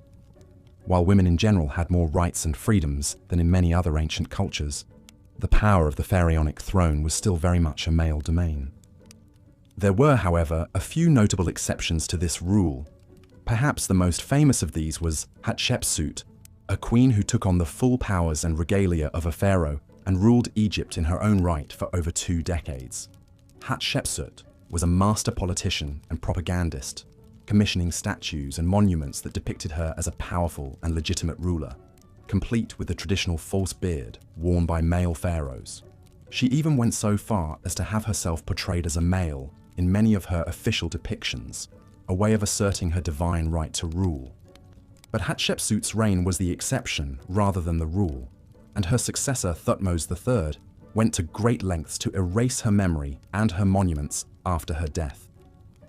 For the most part, the divine kingship of the pharaohs remained a strictly masculine affair, with women relegated to supporting roles as queens, mothers, and daughters. This gender imbalance also extended to the royal succession, which was often a bloody and brutal affair. While the pharaonic crown typically passed from father to son, there was no formal system of primogeniture, and rival princes and factions would often vie for power in the event of an unclear or contested succession. These power struggles could turn deadly, with rivals resorting to assassination, exile, or outright civil war to seize the throne. The most famous example of this was perhaps the mysterious death of Tutankhamun, who many historians believe was murdered by his advisor and successor, A, in order to clear the path for his own ascension. Even when the succession was clear, the new pharaoh often faced challenges and threats to his rule from within his own family. Brothers, uncles, and cousins, who had been passed over for the throne, might plot and scheme to overthrow the new king, while disgruntled nobles and regional governors could use their wealth and influence to foment rebellion and unrest. To counter these threats, the pharaohs relied on a combination of political savvy, military might, and divine propaganda. They would reward loyal followers with titles, lands, and wealth, while ruthlessly suppressing any signs of dissent or disloyalty. They would also go to great lengths to emphasize their own divine status and right to rule, commissioning grand monuments and temples that celebrated their godly power and accomplishments. But even the mightiest pharaoh was still mortal, and the specter of death loomed large over the royal court. The Egyptians believed that the pharaoh's divine essence would live on in the afterlife, where he would join the gods in an eternal paradise. But to achieve this immortality, the pharaoh's body had to be preserved and protected, along with all the trappings of his earthly power and status. This belief in the afterlife was the driving force behind the construction of the Great Pyramids, the massive tombs that have become synonymous with ancient Egyptian culture. These monumental structures were not just grand displays of wealth and power. They were also elaborate machines designed to launch the pharaoh's soul into the heavens and ensure his eternal life among the gods. The process of preparing a pharaoh for the afterlife was a long and elaborate one, beginning even before his death. As soon as a new pharaoh took the throne, work would begin on his tomb and mortuary temple, which could take decades to complete. The pharaoh would be intimately involved in the planning and design of these structures, choosing the location, the layout, and the decorative program that would adorn the walls. At the same time, the pharaoh would begin accumulating the vast array of grave goods and treasures that would accompany him into the afterlife. These could include everything from furniture and clothing to jewelry and weapons, as well as huge stockpiles of food and drink to sustain the pharaoh on his journey. But perhaps the most vital component of the pharaoh's afterlife preparations was the process of mummification, which would transform his mortal body into an eternal vessel for his divine spirit. This was a long and complex process that could take up to 70 days to complete, involving the removal of internal organs, the desiccation of the body with natron salts, and the careful wrapping of the corpse in layers of linen bandages. The mummification process was overseen by a special class of priests, known as the embalmers, who worked in secret and were considered to be in direct contact with the gods. They would recite special prayers and incantations at each stage of the process, imbuing the mummy with magical spells and protections that would ensure its safe passage into the afterlife. Once the mummy was complete, it would be placed inside a series of nested coffins, each one more elaborate and expensive than the last. The outermost coffin would often be made of solid gold and adorned with intricate carvings and inlays, a fitting vessel for the divine remains of the pharaoh. The mummy and its coffins would then be transported in a grand procession to the pharaoh's tomb, where they would be sealed away in a hidden burial chamber, along with all of the pharaoh's grave goods and treasures.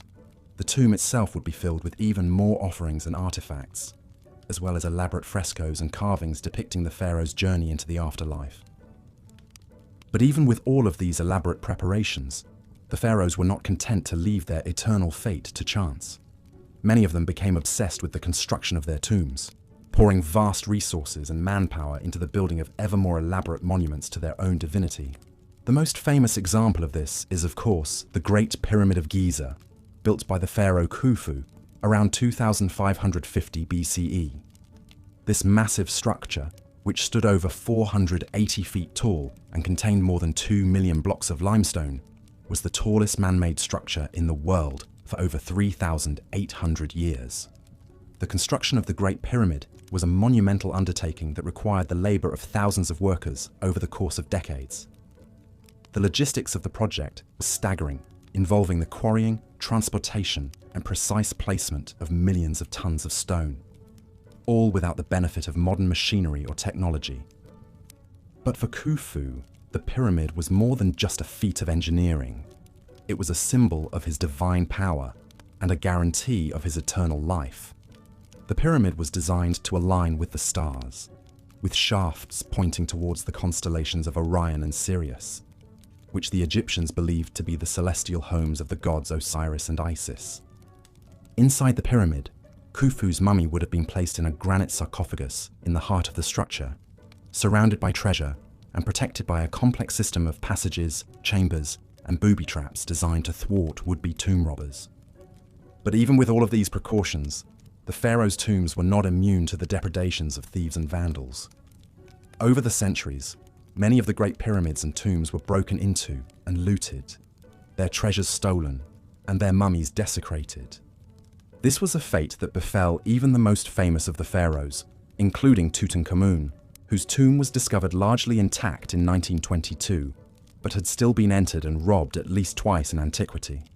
The pharaoh's obsession with the afterlife, it seems, was matched only by the greed and determination of those who sought to plunder their eternal resting places. But the pharaoh's preparations for the afterlife were not limited to their own tombs and treasures. In a practice that seems shocking and horrifying to modern sensibilities, some pharaohs were buried along with servants, courtiers, and even pets, all of whom were sacrificed in order to accompany their master into the afterlife. The most extreme example of this practice was found in the tomb of the first dynasty pharaoh Jer at Abydos, where archaeologists discovered the remains of 318 individuals who had been sacrificed and buried alongside the pharaoh. These included servants, guards, and even women and children, some of whom showed signs of strangulation or blunt force trauma. This practice of human sacrifice was not limited to the early dynasties either. The tomb of the 12th dynasty pharaoh Amenemhat III at Hawara contained the remains of at least 5 young women who had been sacrificed and buried with the pharaoh, along with a menagerie of animals, including a monkey, a dog, and several ducks. Even more bizarre was the discovery of tens of thousands of human hair wigs in the tomb of the 18th dynasty pharaoh Amenhotep II. These wigs, which were made from the hair of young girls and women, were apparently intended to provide the pharaoh with a ready supply of fresh hair in the afterlife, a symbol of his eternal youth and virility. These disturbing practices speak to the incredible power and influence of the pharaohs, as well as the deeply ingrained beliefs and superstitions that governed ancient Egyptian society. For the pharaohs, the afterlife was not just a vague hope or a religious abstraction. It was a very real and tangible goal, one that demanded the utmost preparation and sacrifice. But as Egyptian society evolved and changed over the centuries, so too did the practices surrounding the pharaohs' burials.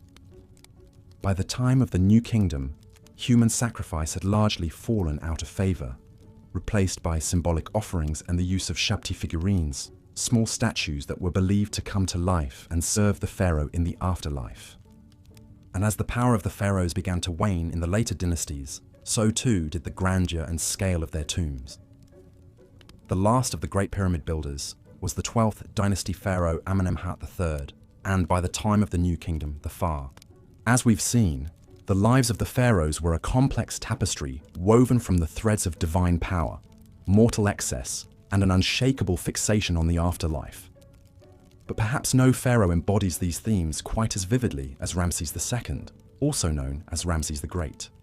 Born around 1303 BCE, Ramses was the third pharaoh of the 19th dynasty, and he would go on to become the most celebrated and most prolific builder in all of ancient Egyptian history.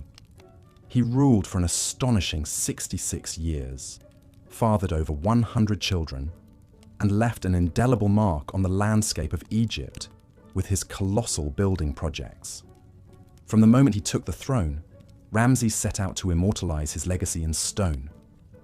He didn't just build temples and monuments, he built cities. His capital, Ramses, was a sprawling metropolis in the Nile Delta, adorned with lush gardens, stately palaces, and of course, towering statues of Ramses himself. The city was a testament to Ramses' wealth, power, and unrivaled ego. But Ramses didn't just build on a grand scale. He built with a singular purpose: to ensure his own glorification and immortality. Every temple, every obelisk, every statue was emblazoned with his name and his image. He even went so far as to carve his own likeness into existing monuments, often over the names of previous pharaohs. In Ramses' world, there was room for only one god on earth, and that god was Ramses. Of course, all this self-aggrandizement didn't come cheap. Ramses' building projects required vast amounts of labor and resources, much of it carried out by slaves and prisoners of war. The lives of these workers were hard and often short, spent toiling in the blistering heat of the desert sun. But to Ramses, their suffering was a small price to pay for the glory of his eternal legacy. And what a legacy it was! From the magnificent temples of Abu Simbel to the sprawling complex of Karnak, Ramses left his mark on nearly every corner of Egypt. His reign saw military triumphs like the Battle of Kadesh against the Hittites, as well as monumental building achievements, like the completion of the Great Hypostyle Hall at Karnak, a forest of 134 massive columns covering an area of 54,000 square feet. But perhaps Ramses' most enduring legacy is the very fact that we know so much about him at all. With his relentless self-promotion and larger-than-life persona, Ramses ensured that his name would live on long after his death. And live on it has. Ramses remains one of the most famous and recognizable figures from the ancient world, a towering symbol of the power and majesty of the pharaohs. Of course, not all pharaohs were as successful in their quest for immortality as Ramses. Take, for example, the curious case of Akhenaten, the so-called heretic king who ruled during the 18th dynasty. Akhenaten is best known for his radical religious reforms, in which he abandoned the traditional pantheon of Egyptian gods in favor of a single deity, the Aten, represented by the solar disk. Akhenaten's devotion to the Aten was all-consuming. He built a new capital city, Akhetaten, dedicated solely to the worship of his one true god. he changed his name from Amenhotep IV to Akhenaten, meaning devoted to Aten. He even altered the traditional style of Egyptian art, eschewing the rigid, formalized depictions of pharaohs and gods in favor of a more naturalistic, almost androgynous style. But Akhenaten's religious revolution was short-lived. After his death, his successors quickly abandoned Akhenaten and returned to the old gods, going so far as to deface and dismantle Akhenaten's monuments and temples. His name was struck from the records, his legacy all but erased. In the end, Akhenaten's single-minded devotion to his god led not to immortality, but to obscurity. And then there's the sad story of Tutankhamun, better known to us as King Tut. Tutankhamun is perhaps the most famous pharaoh of all time, thanks in large part to the stunning discovery of his intact tomb in 1922. But the life of this young king was marked by tragedy from the very start. Tutankhamun was born into a royal family in crisis. His father was none other than Akhenaten, and his mother was likely Akhenaten's own sister. Inbreeding was not uncommon among the Egyptian royalty, who believed that keeping the royal bloodline pure was essential to maintaining their divine status. But it also led to a host of genetic problems, including the congenital defects that plagued Tutankhamun throughout his short life. When Tutankhamun took the throne around the age of 9, he inherited a kingdom in chaos. Akhenaten's religious reforms had alienated the powerful priesthood and destabilized the country. Tutankhamun's advisors, including the Vizier Ai and the general Horemheb, set about restoring the old order, reopening the temples, and re-establishing the cult of Amun. But Tutankhamun himself was a frail and sickly child, beset by a host of physical ailments. He suffered from a cleft palate, a clubbed foot, and a severe overbite. He walked with a cane and may have even suffered from a rare genetic disorder called Klippel-Feil syndrome, which causes the fusion of the vertebrae in the neck. Despite his physical limitations, Tutankhamun did his best to fulfill his duties as pharaoh. He oversaw the restoration of the old temples and commissioned new building projects, including his own tomb in the Valley of the Kings. But his reign was cut tragically short. Tutankhamun died around the age of 19, possibly from an infection caused by a broken leg.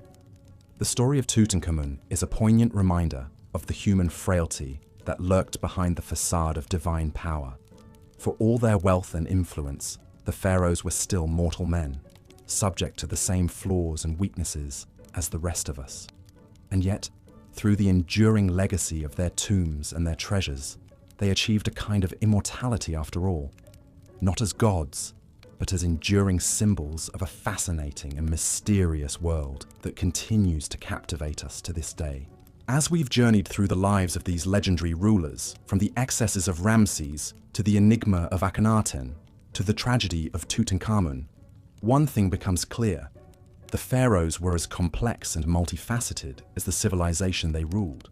They were gods and men, builders and destroyers, visionaries and tyrants. They lived lives of unimaginable splendor and opulence, but they were also haunted by the specter of death and the relentless pursuit of immortality. In the end, perhaps it is this very complexity that makes the pharaohs so endlessly fascinating to us. They were not just historical figures, but mythic archetypes, embodying the timeless themes of power, ambition, and the search for meaning in the face of mortality. And through the enduring legacy of their monuments and their stories, they continue to speak to us across the millennia, whispering secrets of a world long vanished but never truly lost. As we marvel at the pyramids and the temples, the golden masks and the hieroglyphic inscriptions, we are reminded of the indomitable human spirit that drove these ancient kings to reach for the stars. And we are humbled by the realization that, for all their godlike power, they were ultimately as mortal as the rest of us, subject to the same joys and sorrows, triumphs and tragedies that define the human experience. So let us pay tribute to the pharaohs, those towering figures who shaped the course of history and left an indelible mark on the sands of time. Let us remember them not just as distant mythical figures, but as flesh and blood human beings, with all their flaws and foibles, their dreams and their despairs. And let us learn from their stories, both the inspiring and the cautionary, as we navigate our own paths through the shifting sands of life. For in the end, the legacy of the pharaohs is not just a matter of bricks and mortar, gold and granite. It is a testament to the enduring power of the human spirit, to our unquenchable thirst for meaning and purpose, for beauty and transcendence. And it is a reminder that, no matter how mighty we may become, we are all part of a tapestry far greater and more enduring than any one of us can ever hope to be. So let us give thanks for the pharaohs and for all those who came before and after them, who strived and struggled and left their mark upon the world. And let us carry their stories with us as we venture forth into the unknown, armed with the wisdom of the ages and the courage of our convictions. For in the end, the measure of a life is not in the splendor of its monuments or the grandeur of its tombs, but in the love and compassion we show to one another, and in the legacy of hope and resilience we leave behind. And in this, the pharaohs, for all their flaws and failings, have much to teach us still. As we delve deeper into the shadowy world of the pharaohs, we must also acknowledge the intricate web of royal relationships and rivalries that shape their lives and legacies. Behind the gilded facades of the palaces, a complex tapestry of family dynamics, political alliances, and power struggles played out, often with devastating consequences. At the heart of the royal household was the pharaoh's inner circle of queens, concubines, and children. While the pharaoh was the supreme ruler, his queens could wield significant influence, particularly if they bore him a male heir. The great royal wife, or chief queen, held a privileged position and might even rule as regent if the pharaoh died before his successor came of age. Such was the case with Hatshepsut, who boldly assumed the full powers and regalia of a pharaoh herself, after the death of her husband, Thutmose II. But alongside these influential queens were countless lesser wives and concubines who populated the royal harem. These women, often from noble families or foreign princesses sent to cement diplomatic ties, vied for the pharaoh's favor and the chance to bear his children. The royal court buzzed with gossip, intrigue, and shifting alliances as different factions jockeyed for position. Most disturbing of all were the instances of incest that occurred within the royal family. Pharaohs often married their own sisters or half-sisters, and occasionally even their daughters, to keep the royal bloodline pure. It was believed that the pharaoh, as a living god, could only beget a legitimate heir through union with another divinity, even if that meant keeping it in the family. This practice may have contributed to genetic disorders and abnormalities in some royal offspring. Of course, not all royal siblings married each other. Some rivalries between princes and princesses burned red hot, exploding into murderous power grabs. Take, for example, the suspected plot by Ramses III's secondary wife Tiye to assassinate the pharaoh and install her own son, Pentawere, on the throne instead of the chosen crown Prince Ramses IV. Ancient papyrus court records paint a chilling picture of a harem conspiracy that ended in convictions and executions. Even the legendary Cleopatra VII, last of the Ptolemaic dynasty, was no stranger to ruthless family rivalries. She allegedly had her own younger sister Arsinoe IV murdered to solidify her claim to the throne. In a world where royal blood was both a ticket to power and a reason to be eliminated by one's rivals, perhaps the frequent depictions of the pharaoh smiting his enemies take on an even darker meaning. But beyond the backstabbing intrigues of the royal court, the pharaoh's family relationships could also be touchingly human. Ramses II, for instance, honored his chief queen Nefertari with a lavishly decorated tomb and a magnificent temple at Abu Simbel. And even the oft-vilified Akhenaten, who upended Egyptian religion and art during his reign, is shown in tender scenes with his wife Nefertiti and their daughters. In the end, perhaps these familial bonds offered a bit of solace and sanity in the gilded cage of the royal palace. But make no mistake, being a pharaoh's relative was a double-edged sword that could cut short even the most regal life. From the incestuous unions to the cutthroat rivalries, the twisted family trees of the pharaohs bore strange and often poisonous fruit. The royal family was the most exclusive club in ancient Egypt, and possibly the most dangerous. As we turn now to examine the pharaoh's exalted role as a living god on earth, keep in mind the tangled human relationships that lurked beneath that lofty divine surface. The pharaoh may have been the sun around which the Egyptian universe revolved, but the gravity of family and political forces also yanked him in unpredictable directions, even as he strove to maintain cosmic order and harmony. In the worldview of the ancient Egyptians, the pharaoh was no mere mortal ruler.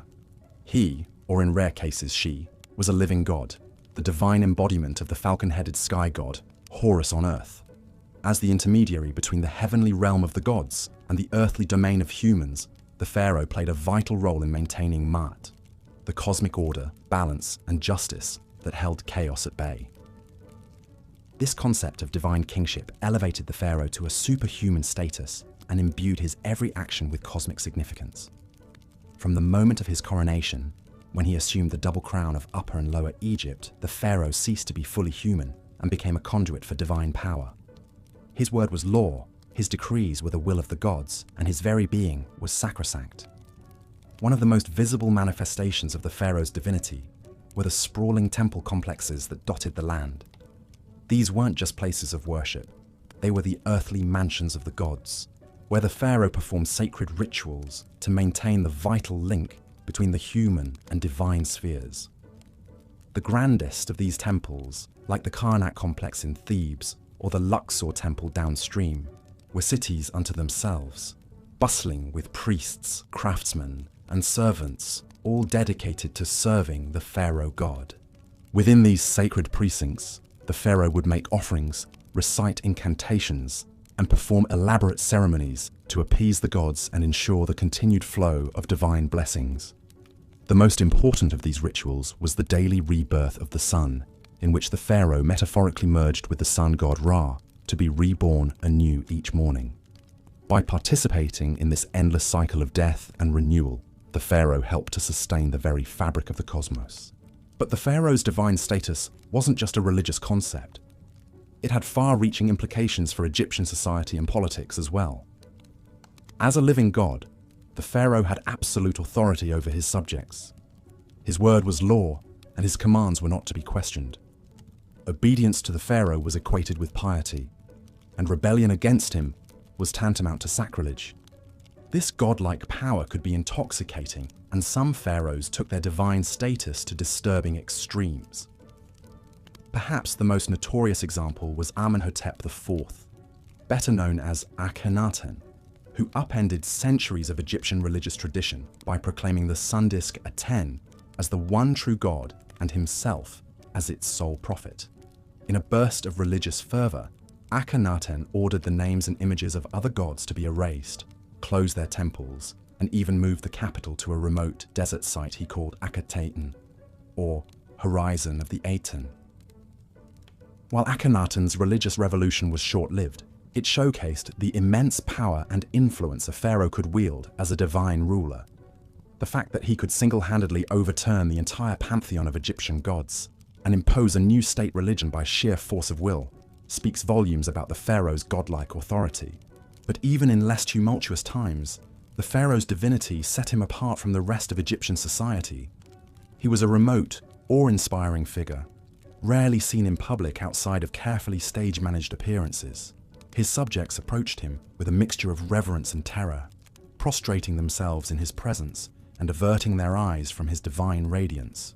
Even his courtiers and officials had to tread